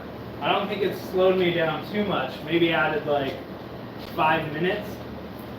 What I think it is the size of these little itty bitty apples. I really think that's the thing. All right, so I'm going to drain these.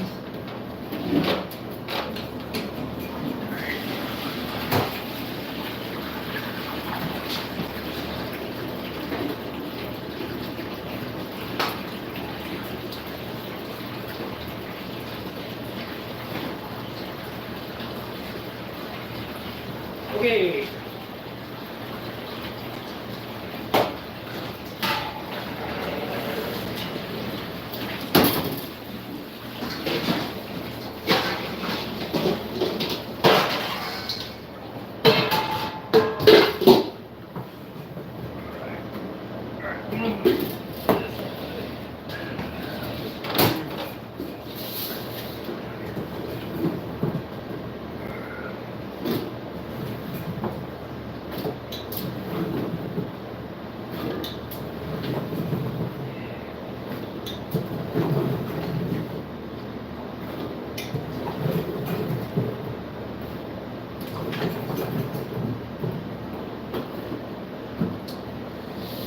Okay, mass production. I'm not looking for perfection here, but I am looking for semi-thick apples. We cut them too small without getting a string from my towel in them, right? So we're looking for like that. We cut them like this, too small. Not gonna hold this shit, right? So we're looking for bigger cuts here, right? Not looking for perfection, like I said. So.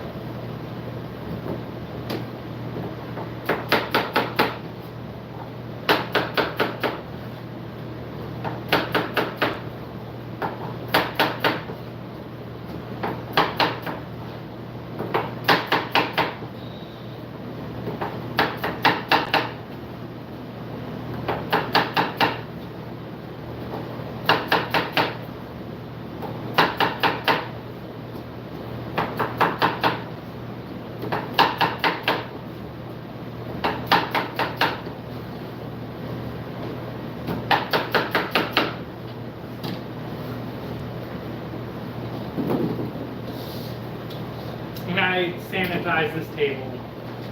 I don't want to hear nothing.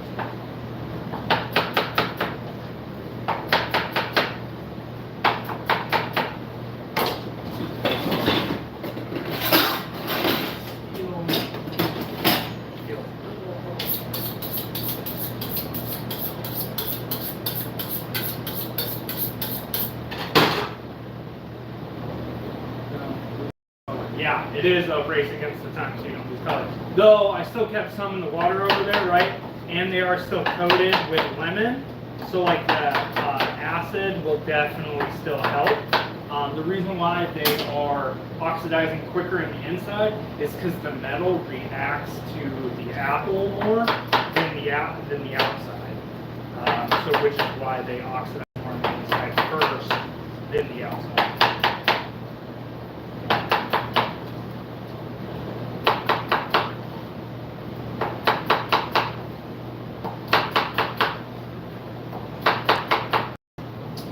If you don't know, it's the claw, right? So then so you're using your fingers as a guide here, coming down.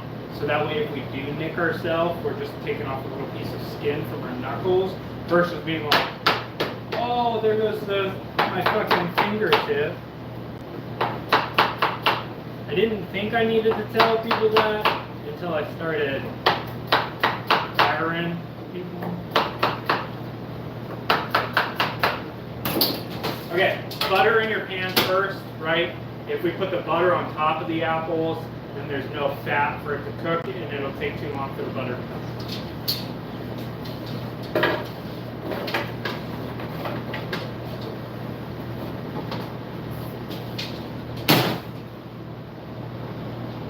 You don't need gloves. It's not a ready-to-eat food. So, in no state, I hate this. I hate wearing gloves. I wash my hands all the time. In all 50 states, unless it is ready to eat food, you do not need to wear gloves. I sanitized my table. I've washed my hands. I haven't touched anything. It gets clean. It's fine. I hate that. Now, if I'm serving, I have gloves on. But these are going to be cooked down, brought above 165, 145, which is the temp you need to kill off anything. So you don't need to wear gloves.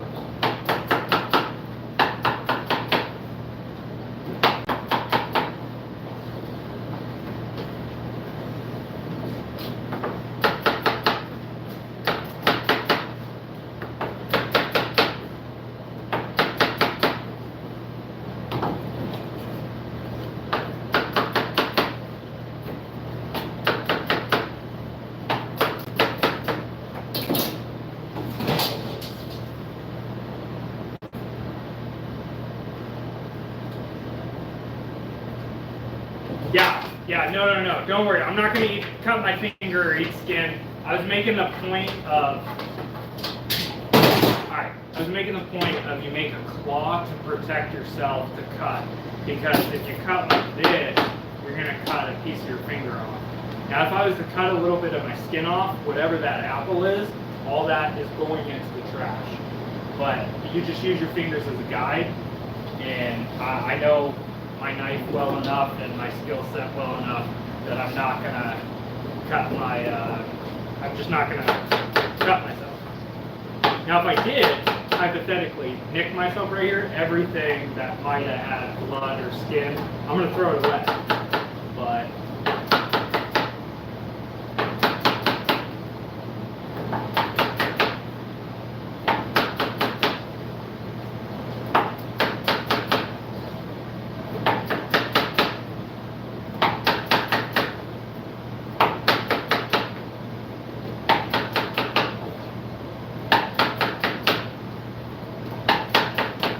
again, bigger pieces, I know they don't look big because they're little tiny apples, but I'm cutting them thicker, so.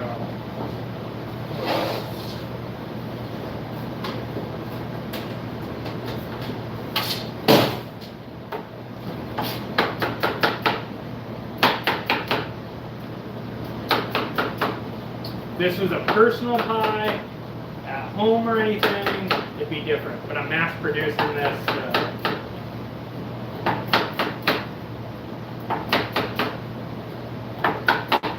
If you didn't know, cooking for 150 people tomorrow. It's a free community meal here at the Senior Center. Not only that, we make sure we take a ton of meals to anybody who's homebound around here and can't get up. Make sure they eat for the holidays as well.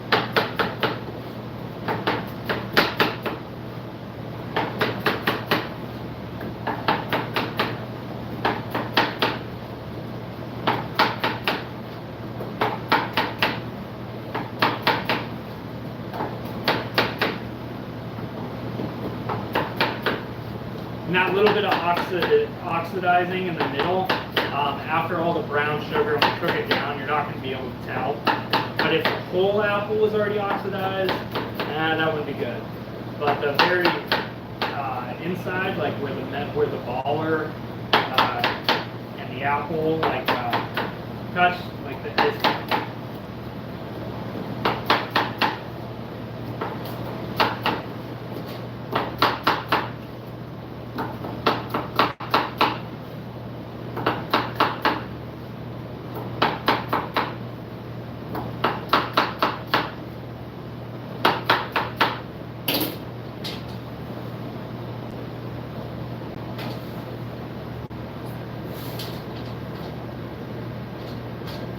Wasn't trying to be rude or anything either.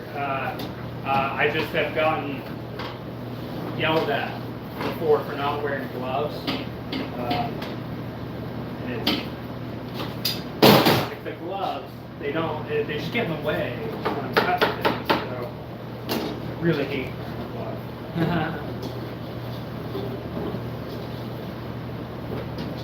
All right. Cool. Half of those are cooked. Cut.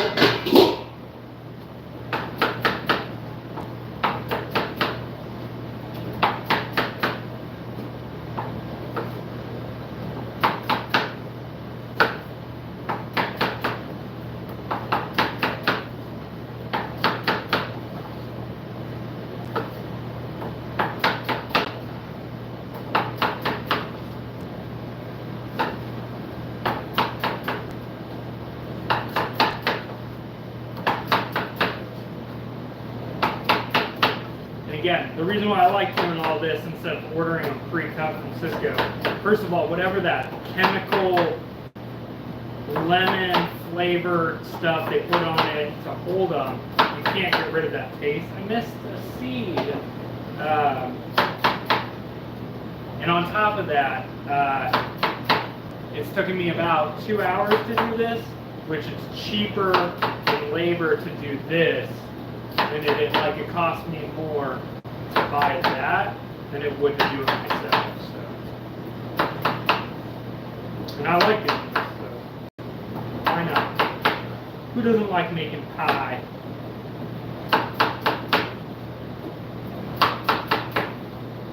Okay.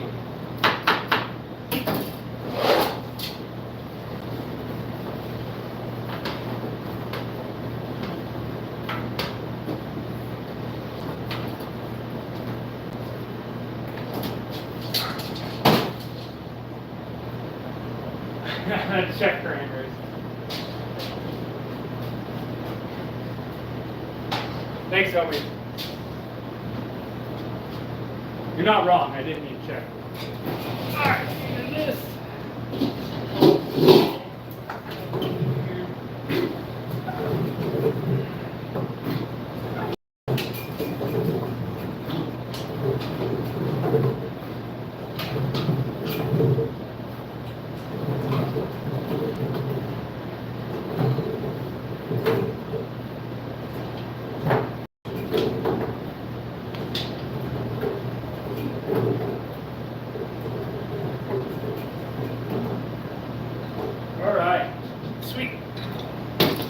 Take me like 5, maybe 10 minutes. Let's see here. All right, fuck it. Let's time it.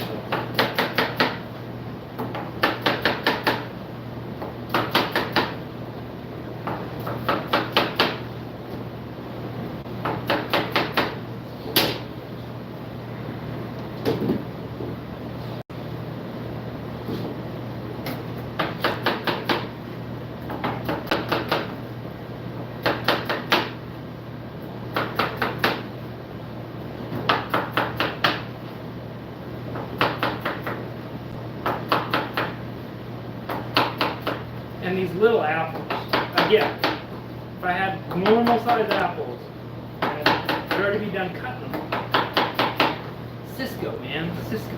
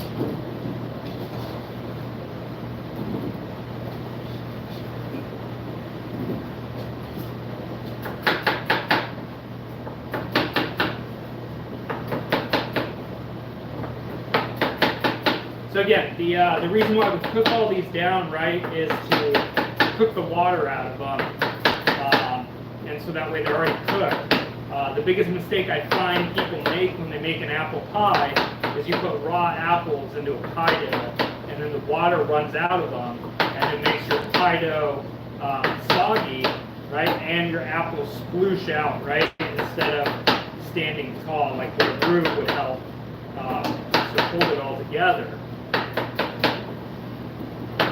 Which is why we par bake our pie shells sitting right behind you. Cut all of our apples and then cook them prior to baking them. Not only that, that helps you set this up 3-4 days before Christmas, right? You have your apples already done. Your apple pie filling sitting in the fridge, pie dough sitting there ready to go.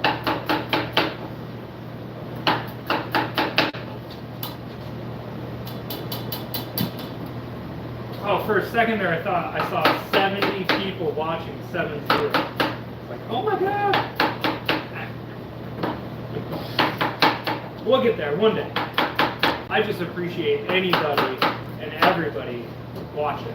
So, you know, you could be spending your time doing anything else. I really do appreciate you taking the time out of your day to watch me.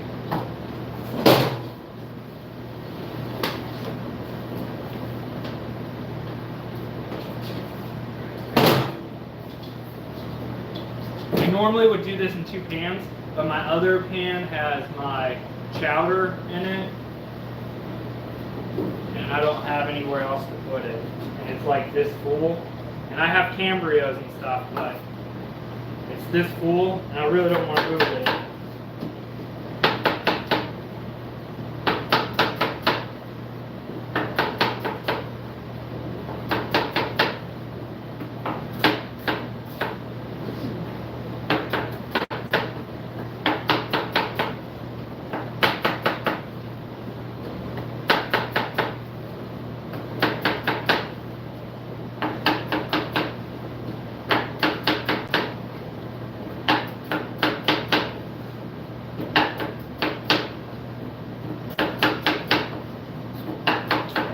I don't know if we're going to make that 10-minute mark.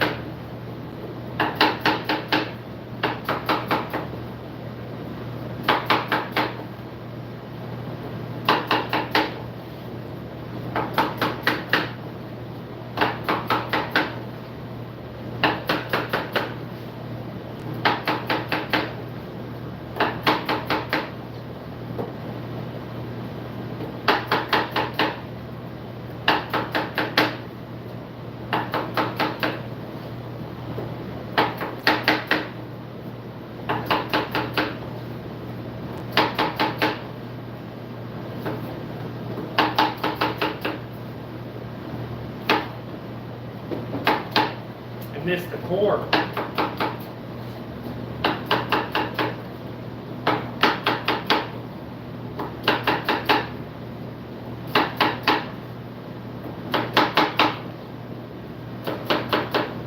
Again, mass producing here, so production baker, if if I was doing this for your personal pie that you paid for, I would cut these a lot nicer and whatnot. So, just don't have time for 15, 30, 40, 60, 75 pies. How many pies? 75, 75. 75 5-inch pies, to be clear. Alright, here we go. That's it. This.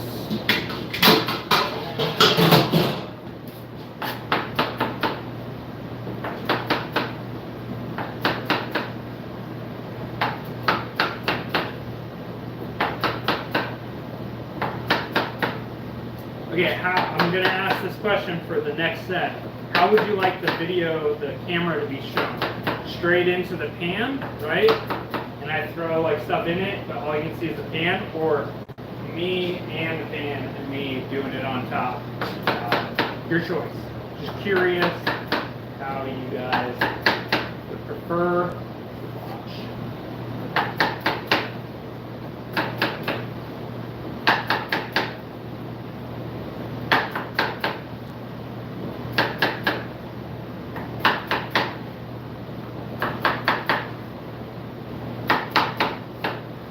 Ooh, a seed. Both. Yeah, alright. Yeah, I can do that. Alright, the last little bits. Again, I'd probably do this in 2 pans, but my other pan has all my bacon root veg chowder in it for soup tomorrow, and I just don't want to take it out, put it in Cambrios, put it back into the pot tomorrow, warm it back up, take it back out of the pan.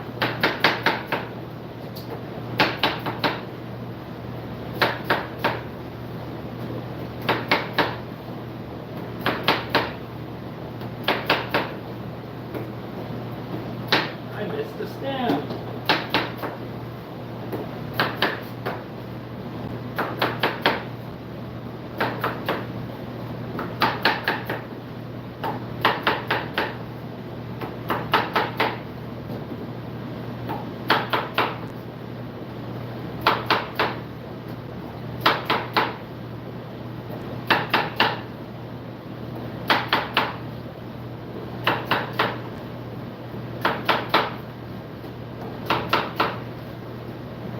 Alright. Okay.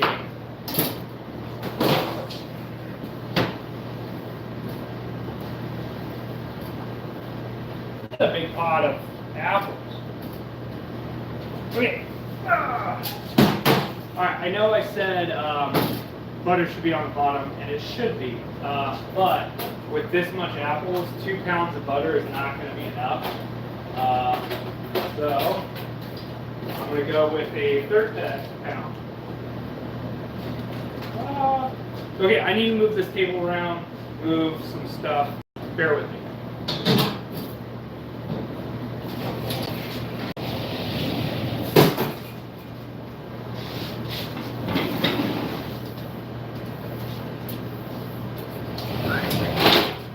Believe it or not, that's not where that is.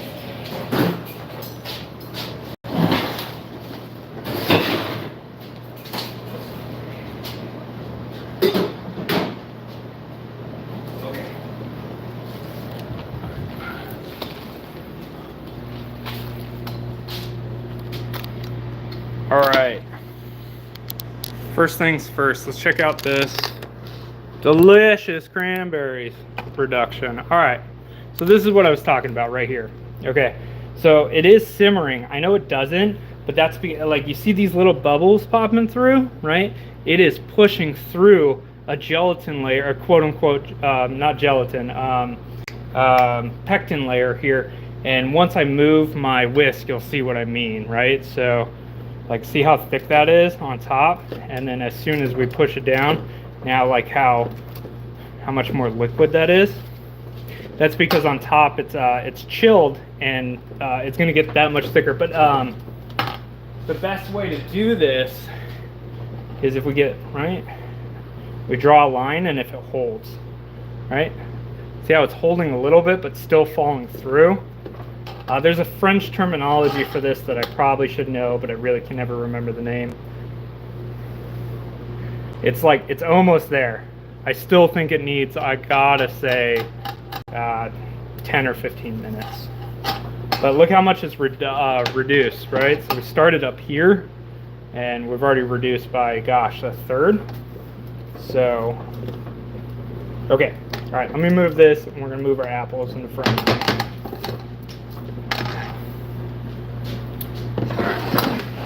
That's how big of a flame, if you could, like you guys were asking, like that, it's nothing.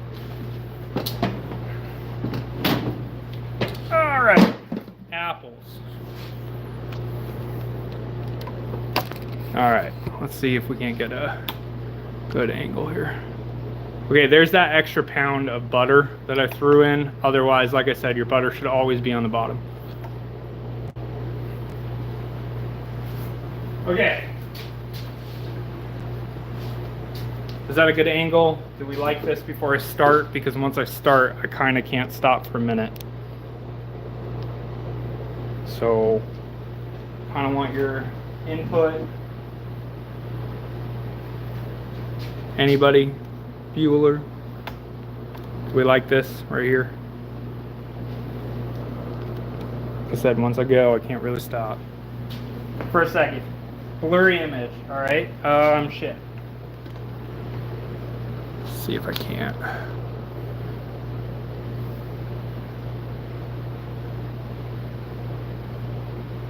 Is that any better? Or is that still blurry? Because otherwise we can move it back.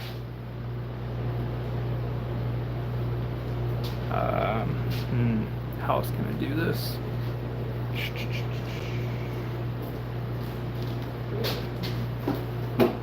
Box. Here, what if we go like this? Might be a little too high now, obviously.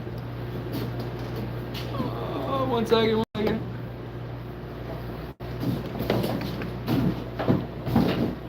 Alright, kind of jimmy rigging this, so 1 second, bear with me.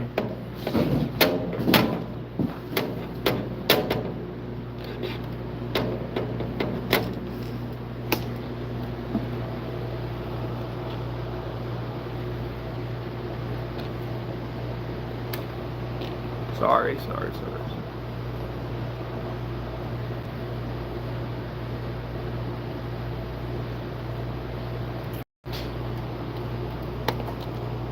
No.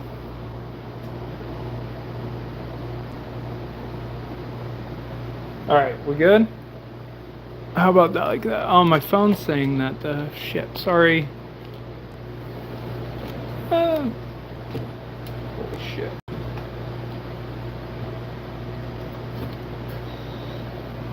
Okay, I think. Oh my god. Shit. Come on.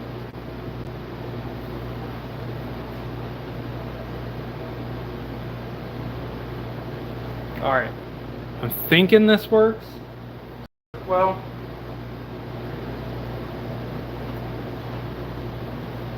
That works. Okay, cool. Okay. Alright, now that obviously we have apples up on top, right? And our biggest factor here still is these apples oxidizing. I have the heat on pretty low here. I want to say not as low as the cranberry, but a little bit higher, like a fourth, because we're trying to melt the butter on the bottom. But we don't want these apples to oxidize. So first thing I'm going to do is I'm going to take some lemon juice and just kind of coat all this. All right, and the lemon, this isn't going to affect anything. The lemon with the apple is still going to be good.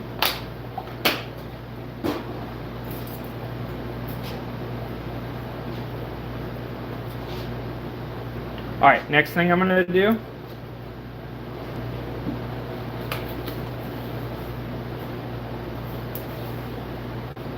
I know this is going to seem weird, but salt helps bring out the flavor and everything. I gotta say this is probably like 1/8 of a cup, maybe 3 tablespoons. Okay. I use unsalted butter and everything. If you use salted butter, you can kind of back off that a little bit.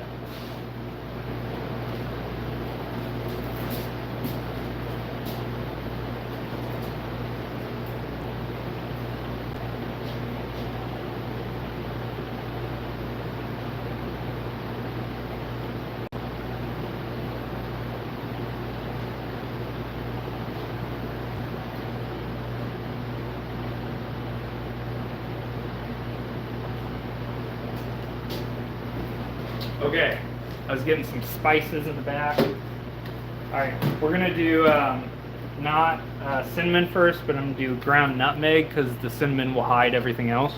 So ground nutmeg.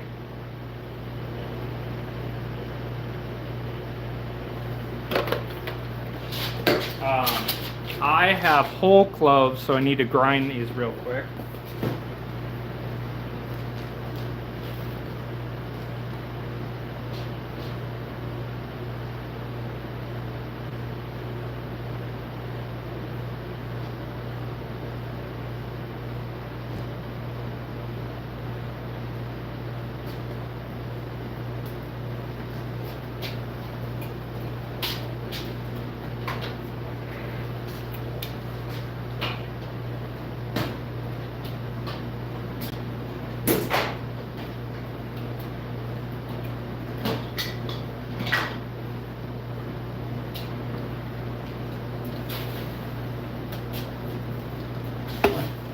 Whoa!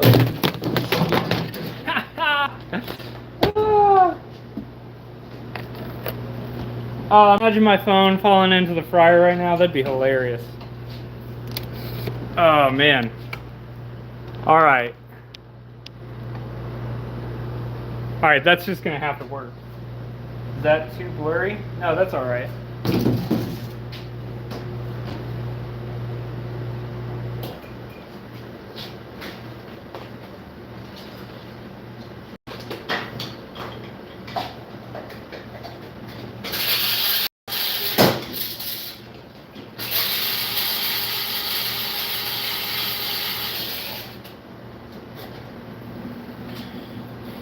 All right, my cloves.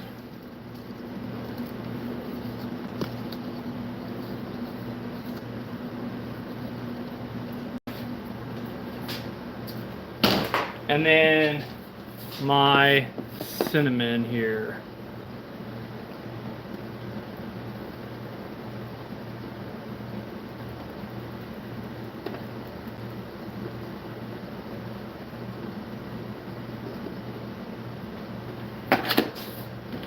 I will taste test this as I go, right? But you got to remember, I am cooking 163 apples, or 162. I did drop one. And we just want to try and stir this. Well, you know, if you're making this at home, it'd be easier to stir.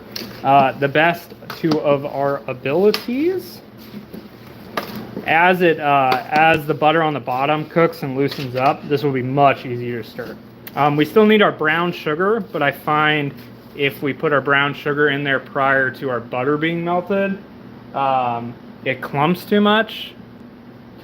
So I like to do that here in about, I don't know, 10, just kind of play it by ear once the butter melts and stuff. I'm gonna wash my hands real quick.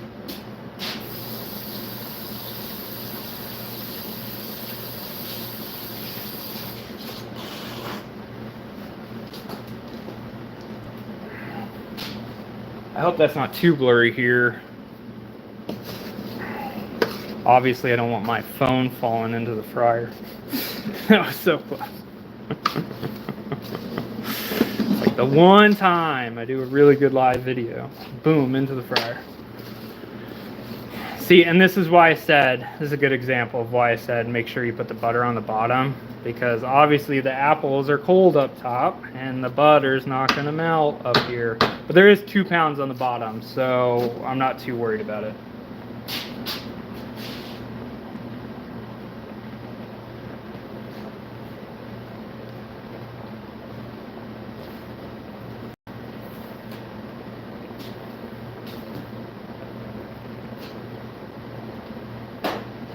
All right, as that's going. Oh yeah, I can totally hear I gotta turn this down a little too hot. I can hear that butter on the bottom starting to I don't want to say. Yeah, I gotta get this stirred here a little bit.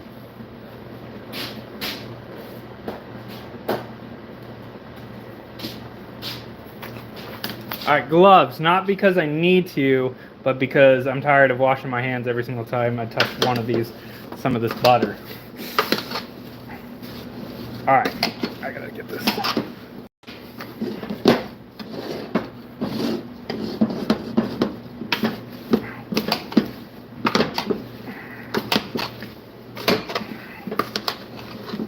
Yeah, there we go.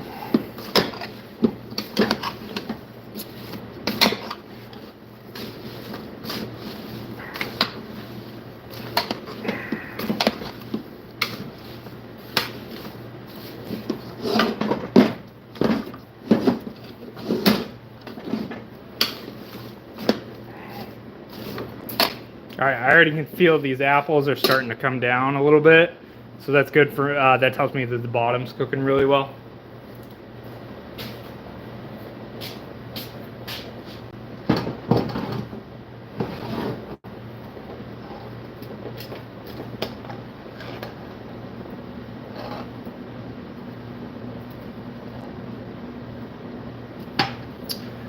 All right, I'm gonna just scooch you on over.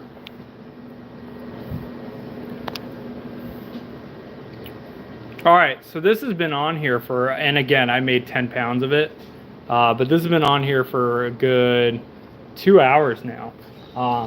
In my opinion, this is a really good reduction already. This is where we started up here, and this is about a good third. Not only that, it's not going to be super thick right now. Obviously, you can see the steam running off of it and everything, but when we go in, right, it holds the line. I know it didn't right there, but all right, there we go. See how it holds a nice line there? Like, it will still fall through. Obviously gravity is working against us, but the pectin and everything is really like nice and tight here. So so I'm gonna go ahead and just kind of scrape all this off the sides and get this in here. And then as this cools, this is going to be super thick. This is going to be like almost as thick as you get, but just obviously it's not going to hold a tube shape, but it'll hold whatever you put on to it, if that made sense. Back to our apples, anyways. Still got some. Okay.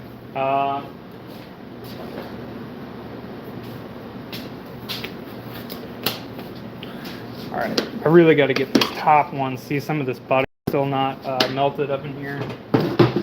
Really got to get these guys flipped here. I get the ones from the bottom up top and the top ones on the bottom.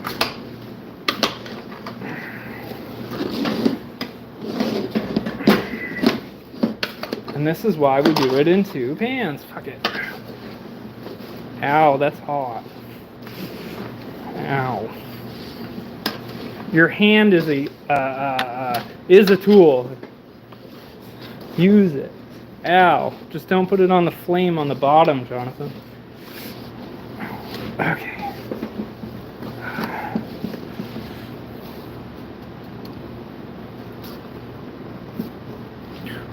Robert, if I'm not mistaken, pretty sure that's Tori from high school.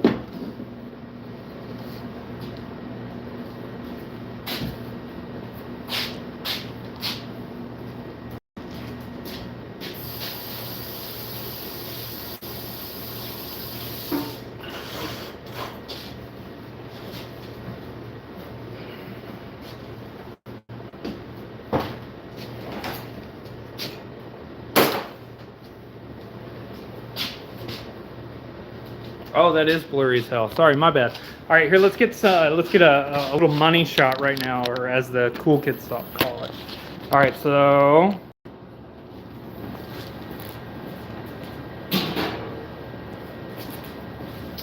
our cranberry, right?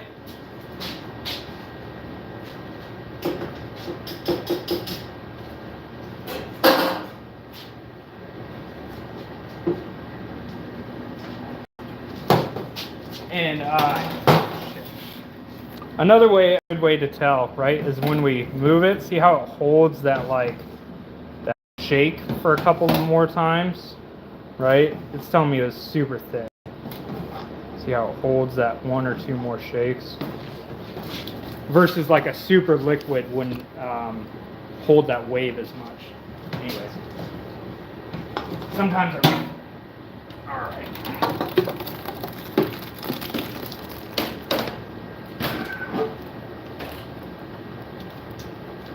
Right.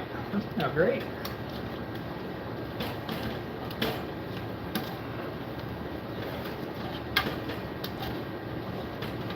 As that cools, that's gonna thicken up really well. Definitely don't wrap it hot. If you wrap it hot, you're gonna get condensation underneath the plastic. So just make sure that we don't wrap it until it cools down. Okay, back to our apples.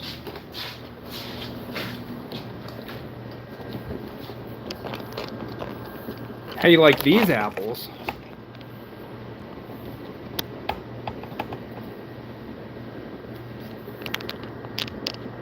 Okie dokie. Is that blurry? No, that doesn't look good. Thank you. I think it tastes great. I wish I could share some with everyone that's been watching.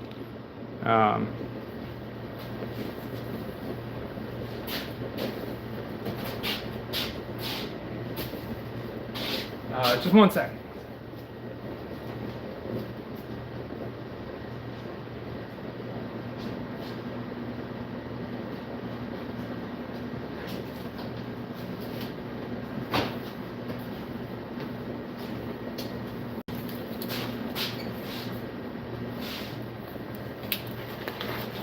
All right, I don't want to get these.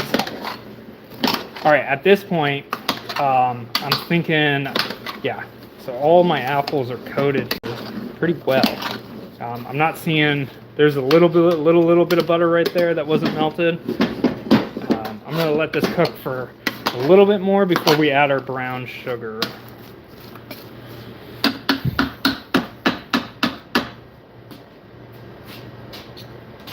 Oh man, is that all blurry for you guys? Shit. I'm sorry if it's blurry.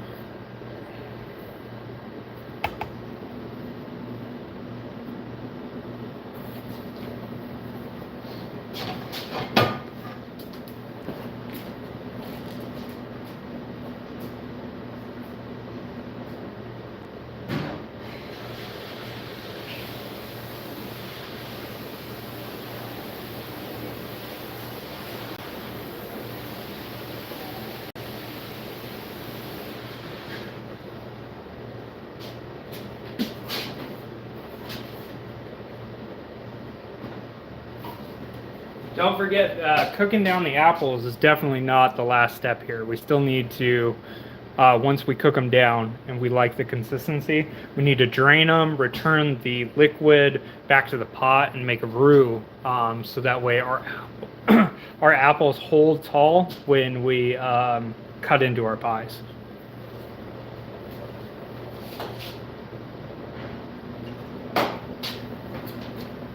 I'm gonna get the brown sugar from the back. I'll be right.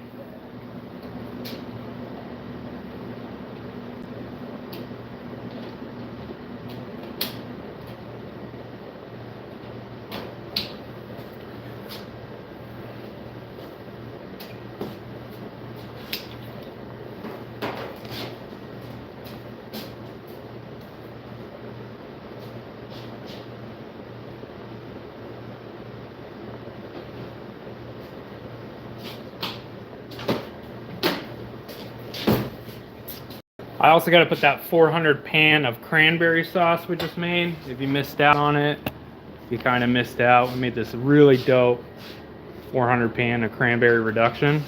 But now we're doing apple pies. But I got to get that into the fridge. So let's go ahead and get that into the fridge before our next step here.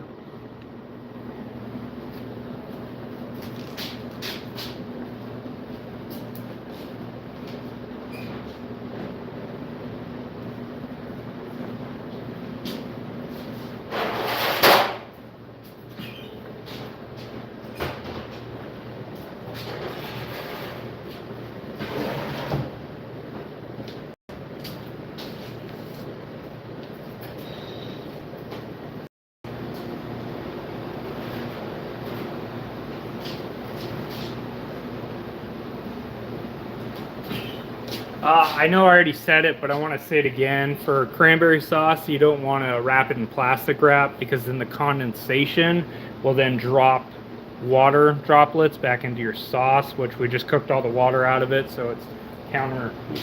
Yeah, just don't do it.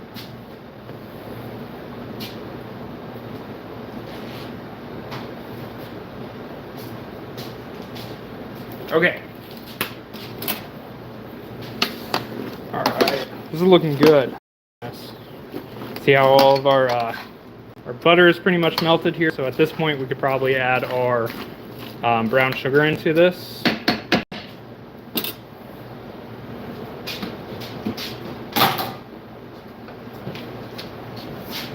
Here's a little life hack, right?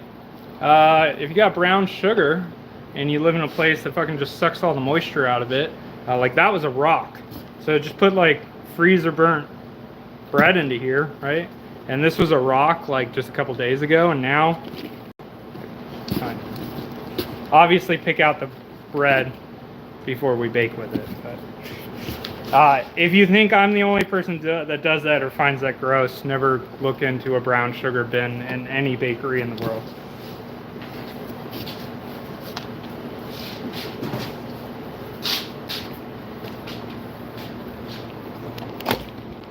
All right, so we got all of our spices in here. If I could stop hitting the fucking camera. Gotta remember my first day.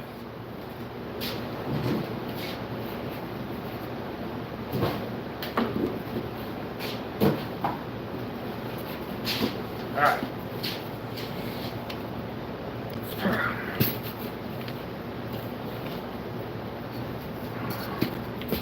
What this is going to do, not only that is that sugar going to, the molasses is in this, and is going to help balance out the flour when we at our cooking step at the end, and really help this roux from the apples we're going to make come together.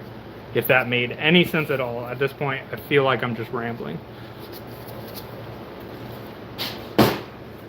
Okay, that was about 2 cups, I want to say. And so we just want to work this maybe 1.5 cups. Yeah, maybe not 2 cups. Nice. Yeah, see this? That is what we're looking for. See all the spices and everything, this juice? This is exactly what we're looking for.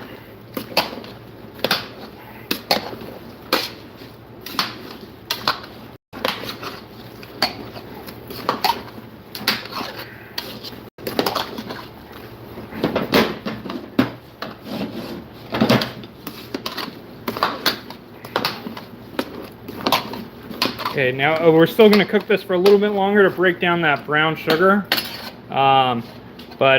See, we still have a snap on these, which is what we're looking for. I don't know if you heard that. Yeah. But it's a little too much of a snap still. Not only that, the brown sugar still needs to cook down a little bit more. So we're going to let this go for another like 10-ish minutes.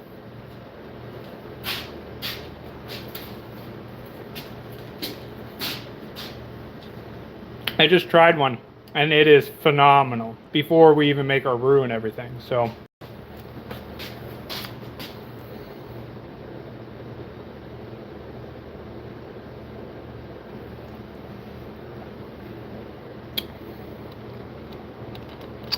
everybody following along pretty well? I hope I'm explaining this to the best of my abilities here.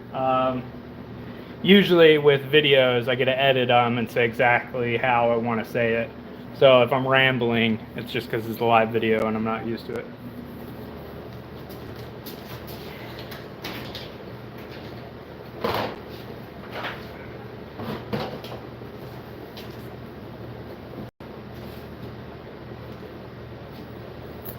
Is that a blurry image? Hey, thanks, man. Thanks, Robert. That really means a lot. Yeah, I hope I'm not spewing too much or you know, repeating myself too much. See how we're getting all that steam off the bottom? We definitely want to keep this moving. Yeah, see all this? This is exactly what we're looking for. Now the water's starting to cook out of these apples here. See all that? That's not just butter.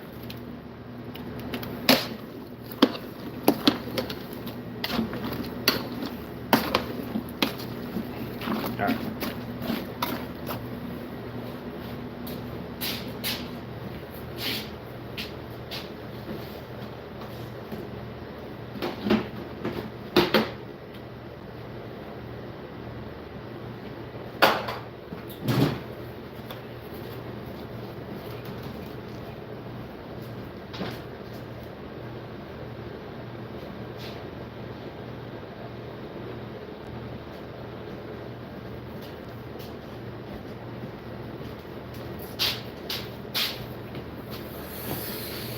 Looks yummy. Thanks, man. I really wish I could share with you guys hanging out here. This is what one of my thoughts was about with like doing a quote unquote bake along kind of thing, where like I share a recipe, show a video, and then like a week from there plan to do a live video where you have all the ingredients and we just make whatever item that is together, and we can work through the trials and errors and whatnot. So it's kind of what I'm thinking about doing if anybody's interested. I'm actually thinking about doing my cinnamon rolls on the 22nd.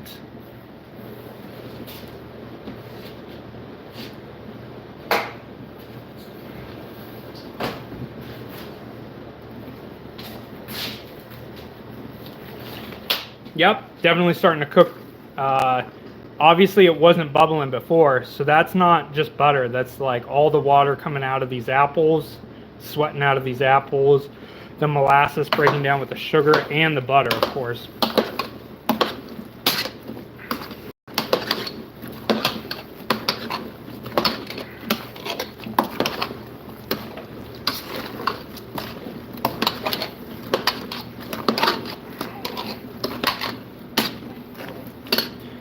Yeah, we still got a good snap to them, enough to keep cooking. Some of these littler guys are a little soft here, like I can almost push my finger through that, almost, but like this guy, yeah. Obviously we're still looking for a snap, but what I'm trying to say is we're still trying to sweat some of this water out of this. And again, they're not perfectly cut. I did this for production, not for a personal pie. I do want to try one of these. I wish I could share. You guys are missing out.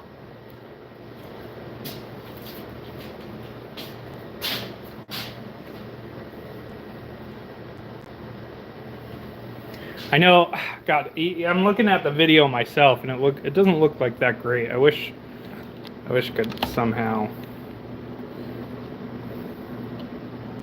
get a better video for you guys here. One of these days we'll get a professional, like where it's, yeah.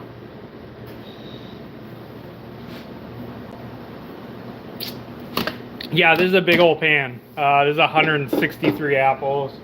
It's not very easy to stir. I should have done this in 2 pots, but I was saying earlier, my other pot that is this big has chowder up to here, and I'm not going to move it all to then move it back into the pot to reheat tomorrow for service.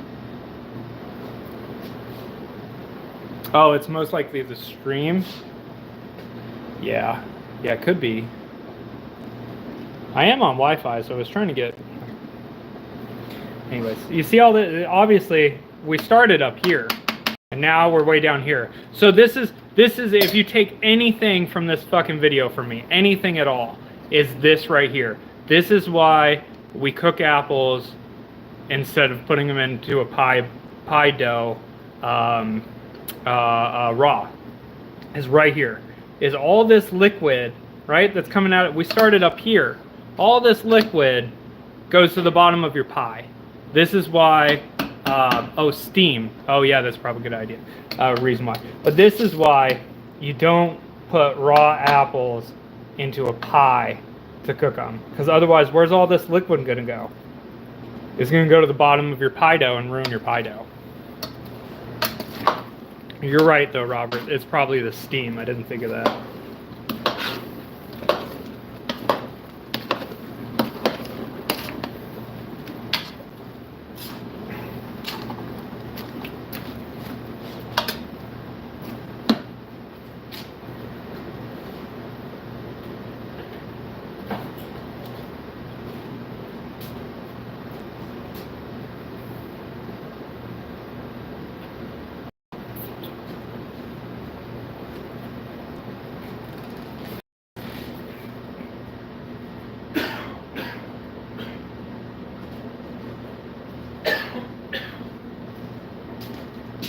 1 second. I need some water. I'll be right back. Don't let me lose too many of you guys. I appreciate every single one of you guys here. I can't express that enough. I understand people have lives. You're busy. You could be doing anything else with your time. So thank you.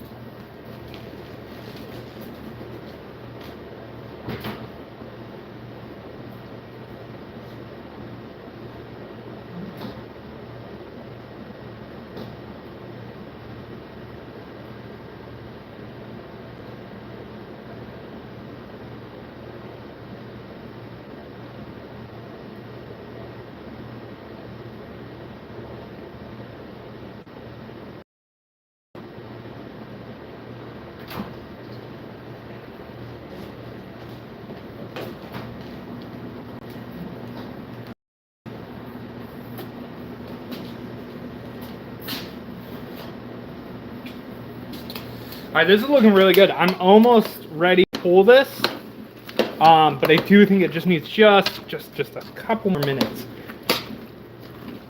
Again, we just got a big flux of viewers, so I wanted to point this out one more time. This is the exact reason, the point of why we cook down our apples instead of baking them in a pie raw, is because once we cook them all down in the oven, in your pie dough, where's all this liquid, all this water going to go? It's going to go to the bottom of your pie dough and ruin your pie dough that you sat there and made. So if you take nothing else from this video,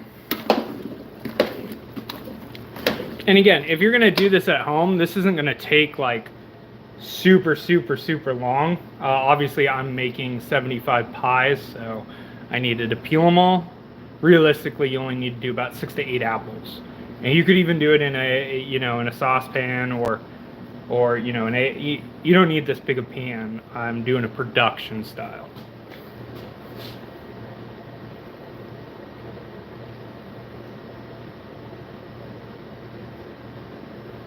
A ghost in here. I feel like a ghost in here. Audios. I don't know what you mean by that last part. But I do wish I could share this pie with you. I do personally think this pie is going to be really good. And then this next step, we're not done here. I know this has been a long video, a long step, but really the man hours, God, I spoke real well. The man hours put into this really says it at the end.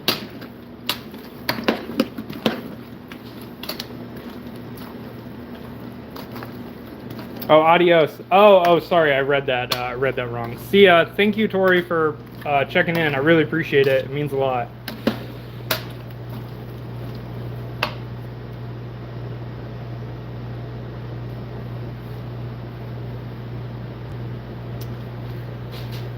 Sorry, I know this is not the super most exciting.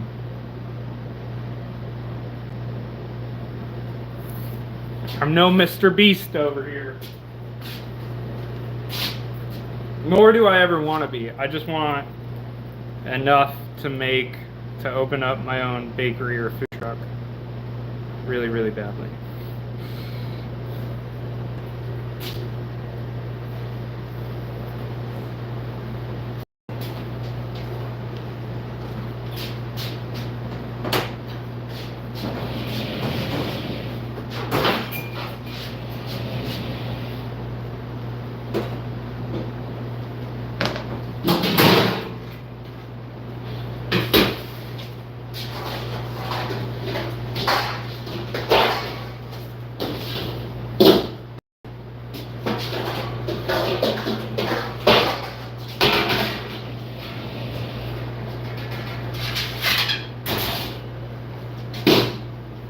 Alright, I'm about ready to, I think only you, Robert.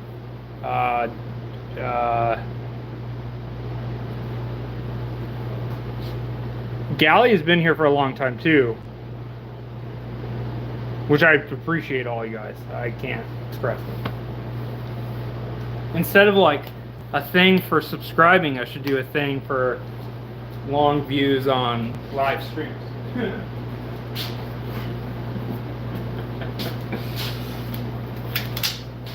This is great. Yeah, I am ready for this last step here. Yeah, still got a snap, but soft, right? So even this thick piece, and again, I would have cut these a lot better if it was a mass production style here, but still got a snap. This would be like the good piece to judge right here. It's like, see how it's like it bends in, right? I can definitely put my finger in here, but it still has a little bit of snap. So I like these. I think I'm about to call this right about meow.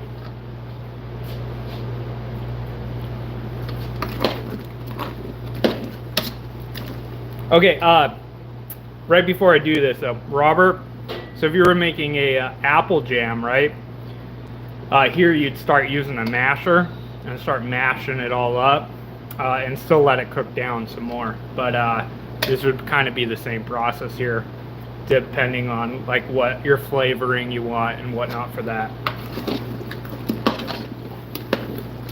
All right, I gotta rearrange this camera here for me to do this though, so bear with me.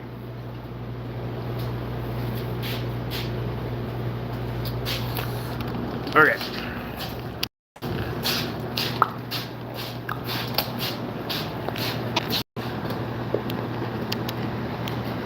Okay, just 1 second here, guys. I really want you guys to see the. Okay.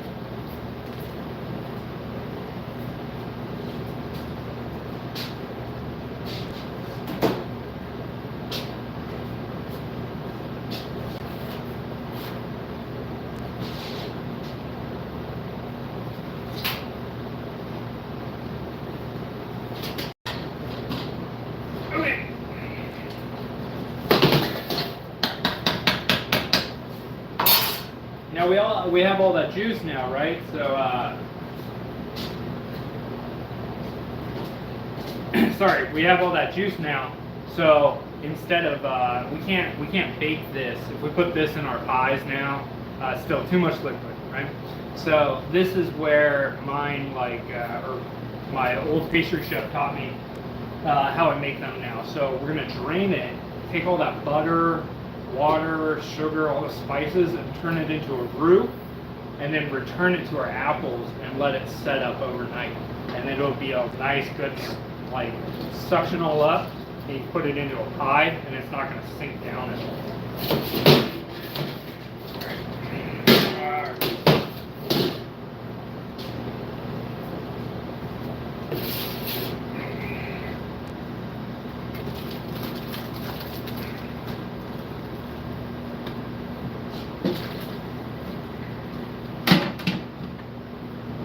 Definitely want to get all this. If you have a few little like pieces up in there, I'm not too worried about it, right? But we definitely want to try and get as much apple out of our pan as possible.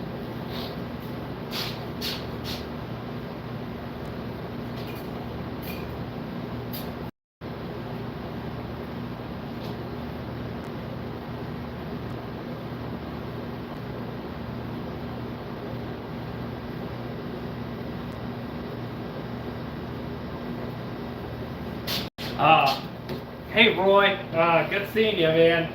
Ironically, I'm doing where you at? Ping in the comments is the guy that initially taught me how to do this like 10 years ago. And this is how I do my apple pies now. I don't do a cornstarch slurry though, I don't remember that.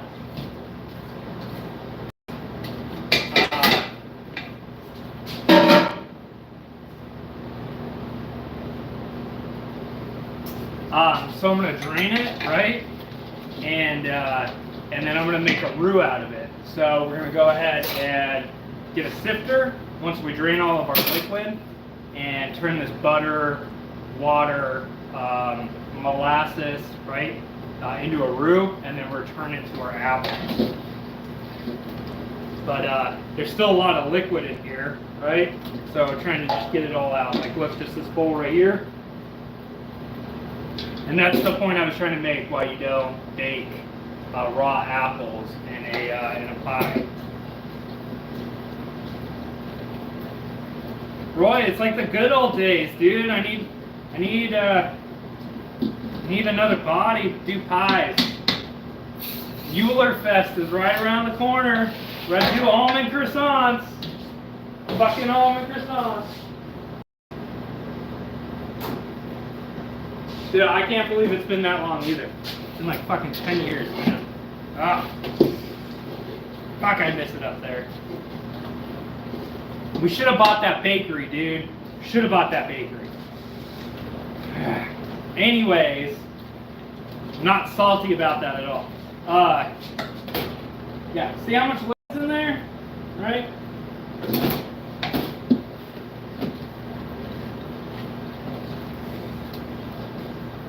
I don't need that oven. I don't know what I'm doing with that oven.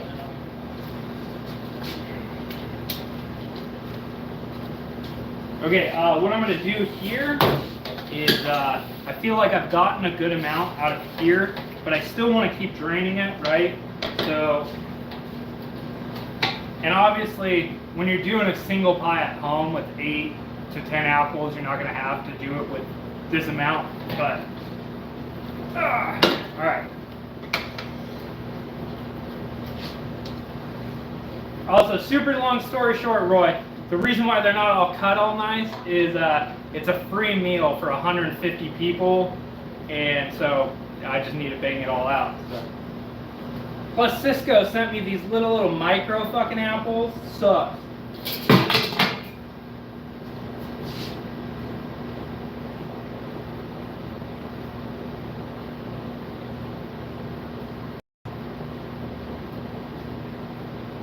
Sorry, I was just reading it. Okay, so, alright, so liquid back in here.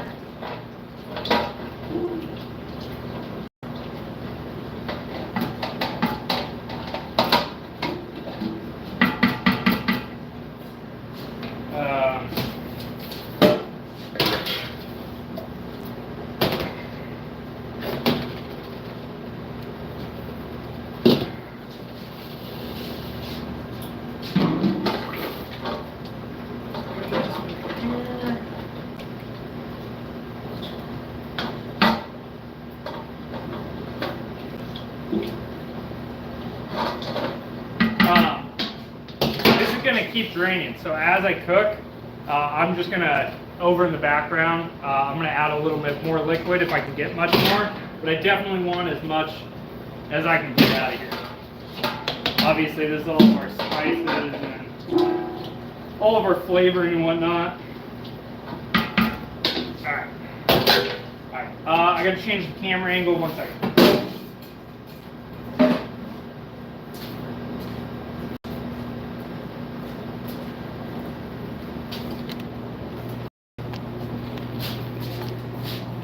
Yeah, look at this shit. Look at this. Look at this nonsense. Look, this is not an apple. Fucking tiny ass peel 163 apples. Okay, alright. Oh wow, from Spain. Hello. Hello from Alaska. Alright, sorry, I'm just trying to move the camera angle back around here. Just give me a second, bear with me. Bear with me here. Where are we at? Come on, camera. Alright. 1 second, 1 second, 1 second. Don't everybody bounce at once. Okay. Alright. Alright. Okay.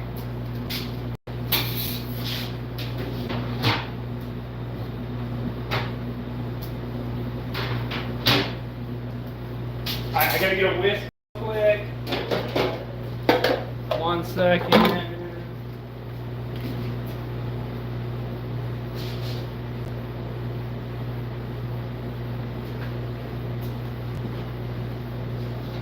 Where'd that whisk go? Oh, duh. Alright.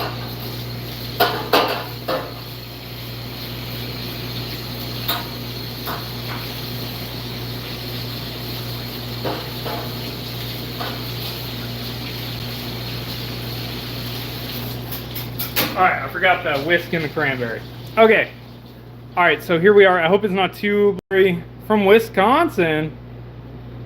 Oh, jeez. Is it snowy there at least? Not very snowy here. We gotta watch this one. Man, I feel like this is like super blurry. Colorado. Hell yeah, you are. Okay. Alright, sorry. I feel like this is like super blurry. I have the heat on low here.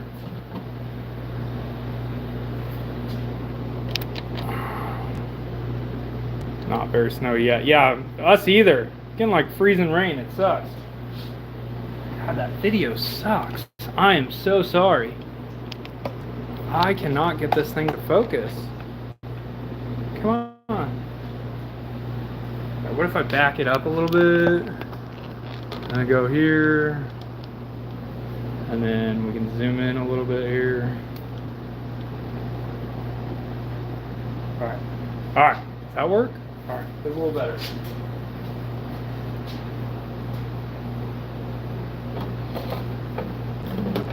Okay, so we're gonna take our sifter, right? That's key. Please sift. Don't just like spoon this in here, right? Because then it's gonna clump up. And we're gonna sift our flour in.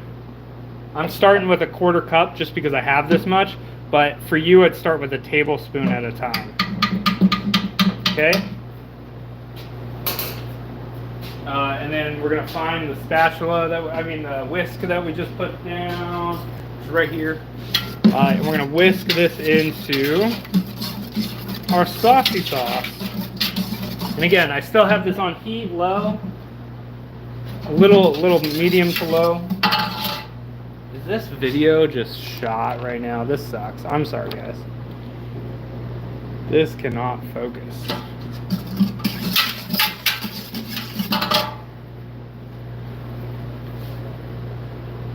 It's not that blurry. Okay, cool. On my end, it looks like it's like 8 pixels of dial-up. I can tell that it's right. It's still thick there. You can still see it, but it's still got a little bit more liquidy than I'd like. So I'm gonna just go and add just a little bit more here.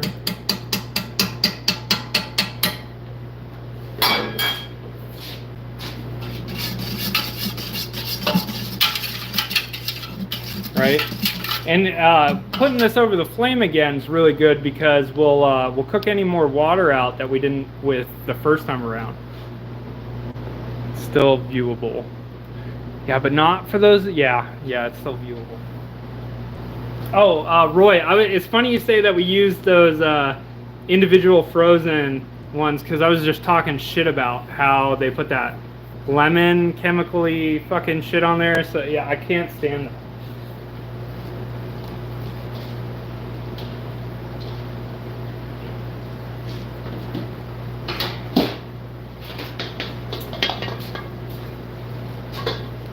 Okay, I'm gonna add that last little bit of liquid I had draining over there. I know it doesn't seem like much, but every little bit.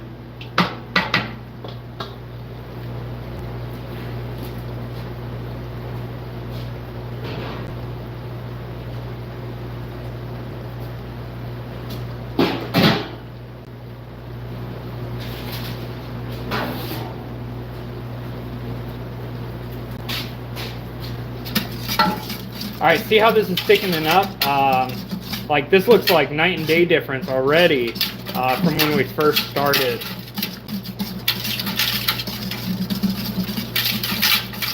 Like how watery it was versus now.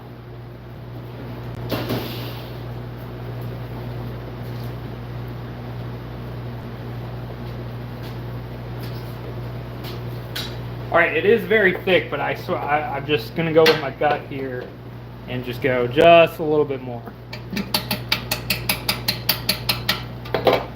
And that's it for that.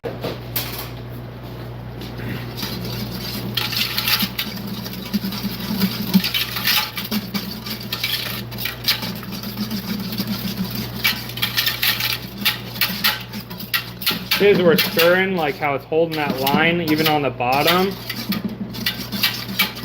I can never remember that French term at all for that, but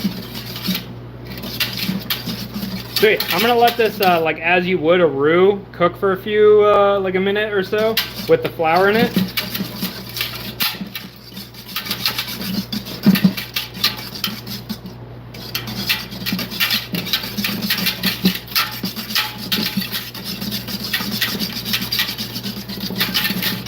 So yeah, I'm liking that. I'm gonna cut that. All right. All right. 1 second. I just gotta rearrange this and not hit the ceiling with the fan. Okay. All right, and then all right. So we've cooked our apple. You know, we got our apples drained. We made our roux, and now for the money shots.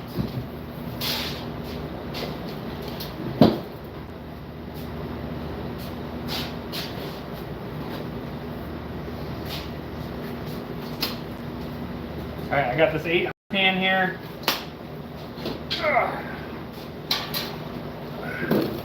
Our apples.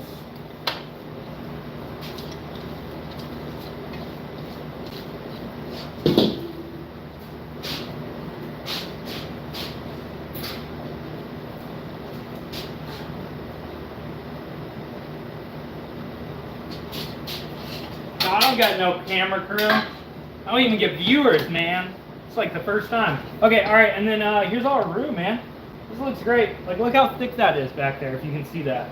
Like, I mean, this is really just gonna have all this apple in here. Really, like, I don't want to say like treat it like glue, but when you go ahead and cut into your pie, it's just gonna run all over your plate, and you're not gonna have all this. You're gonna keep a nice crispy bottom on your pie.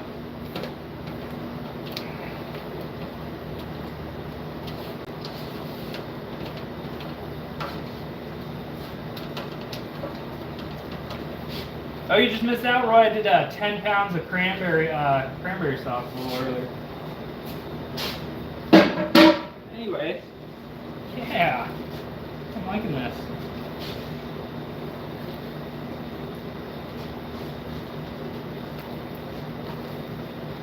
This is gonna be money. This is gonna be good.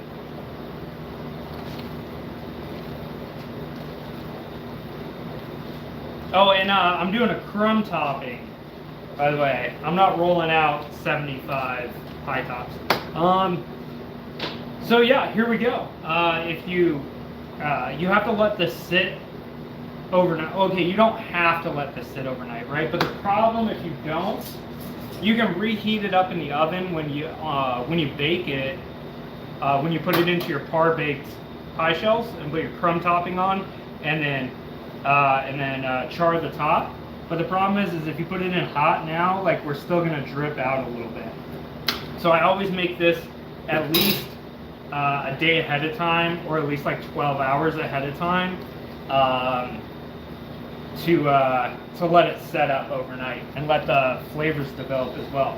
I really feel that letting it sit overnight is key for letting the flavors develop.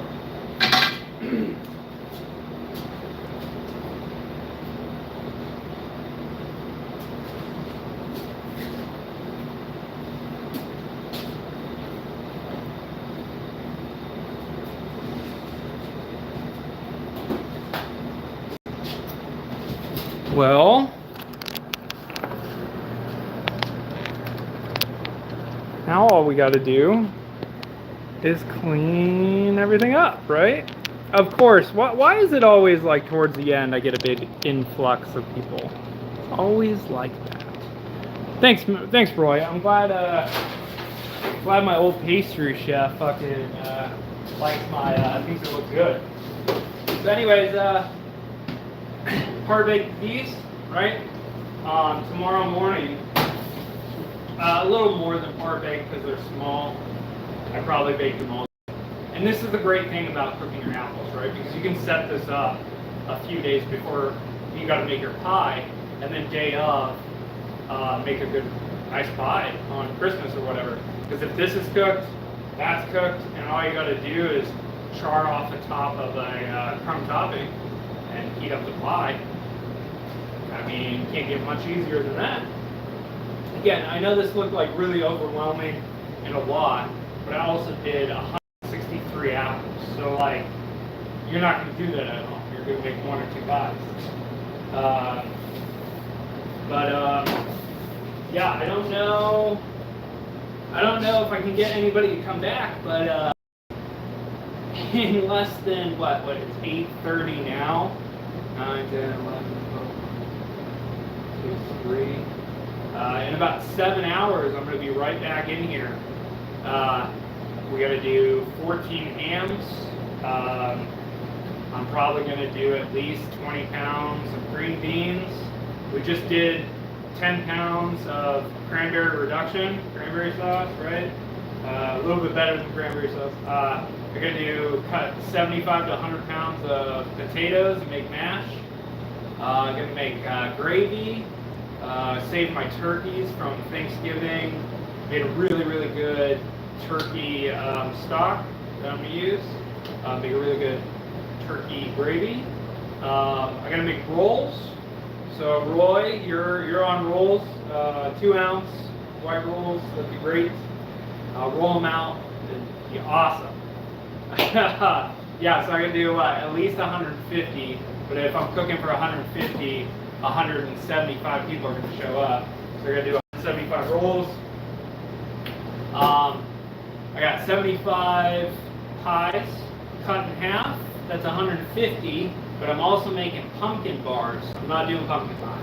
So I'm going to do a full sheet of pumpkin bars, and I get 60, I think it's 68 of them, or 64.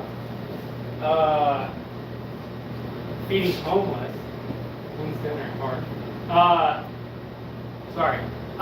So I work at a senior center, and 4 meals out of the year, we do like a community meal, right? So so it's free to come. Anyone can come. Right now we're already at 132 RSVP'd or whatever. Yeah, sorry. So yeah, it's senior center, so everybody comes because it's like the thing to do. Because I live in a really small town and there's nothing to do.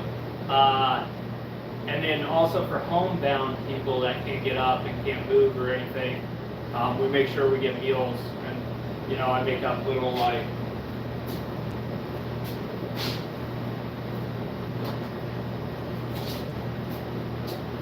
to go, right? And then we ship, you know, we send them off, make sure it gets there. Yeah, and then they get a dessert. I made a chowder, so they get a soup, like up to here, chowder sitting in the walk-in. Oh, and then I gotta make stuffing. I make a really good apple sausage stuffing. That all these guys actually asked me to learn, teach them how to make. Where's your sous chef? All right, dude. I don't know, nothing. Like, I just hired this kid, more than a little older than kid, but yeah. I don't know. We'll see. She's all right. She's all right. She has potential. I'll say that. She's kind of flaky. So, we'll see. She just started like 3 weeks ago, though. So yeah, this one's kind of on me. Farther, when we're a little bit more solid in work responsibility and whatnot, we'll make sure it'll be a little bit more of a team effort. I mean, it is a team effort. She's fucking doing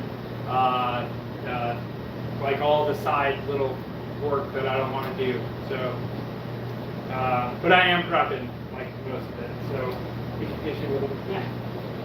Yeah, I get glimpses of you and me fucking how annoying I was in fucking Colorado, and I can't even imagine how many times you didn't lose your shit with me. So I guess I gotta pay it forward, right?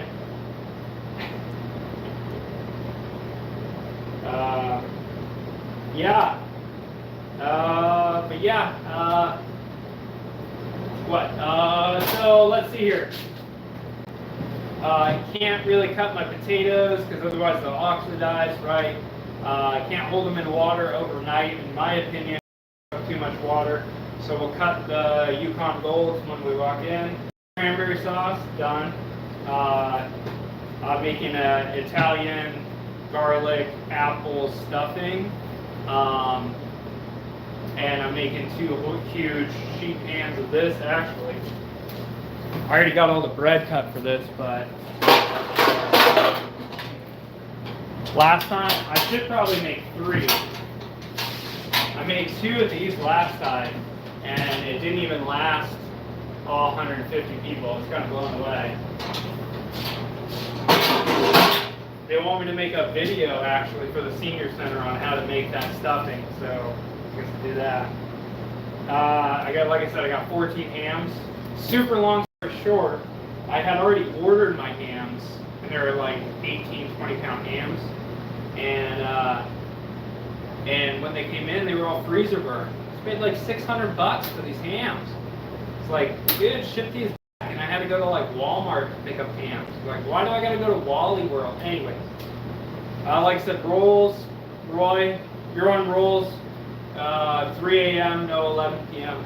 Don't be late. And then pie, I already got pie. So,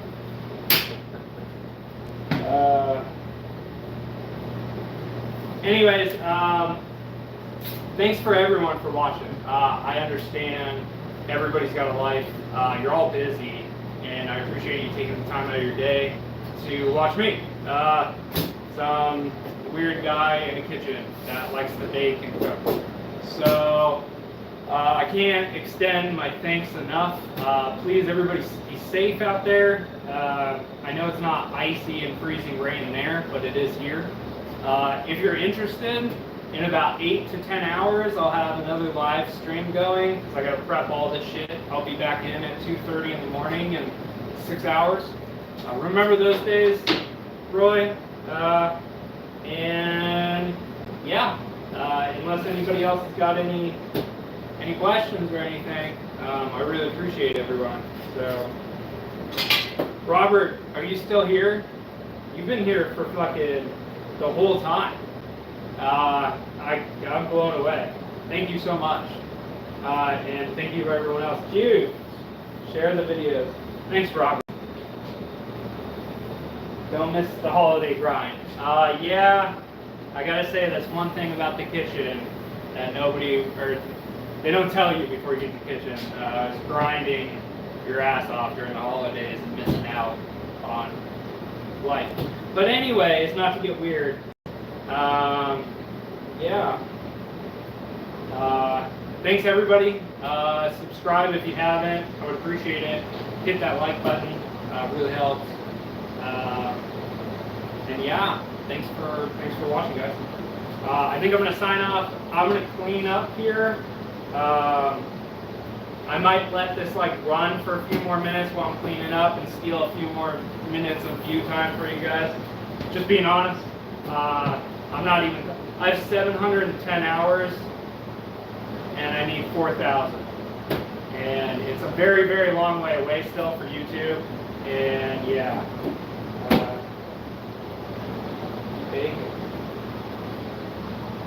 Yeah, Reds lets you, this one day, you gotta go ski with him. Gotta ski, be a skier in French downhill.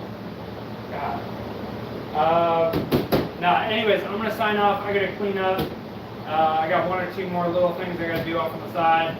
But thanks again, everyone. Happy holidays. If I don't see ya, check in tomorrow if you really want to. That'd be cool. But I think I'm out. Peace out, guys.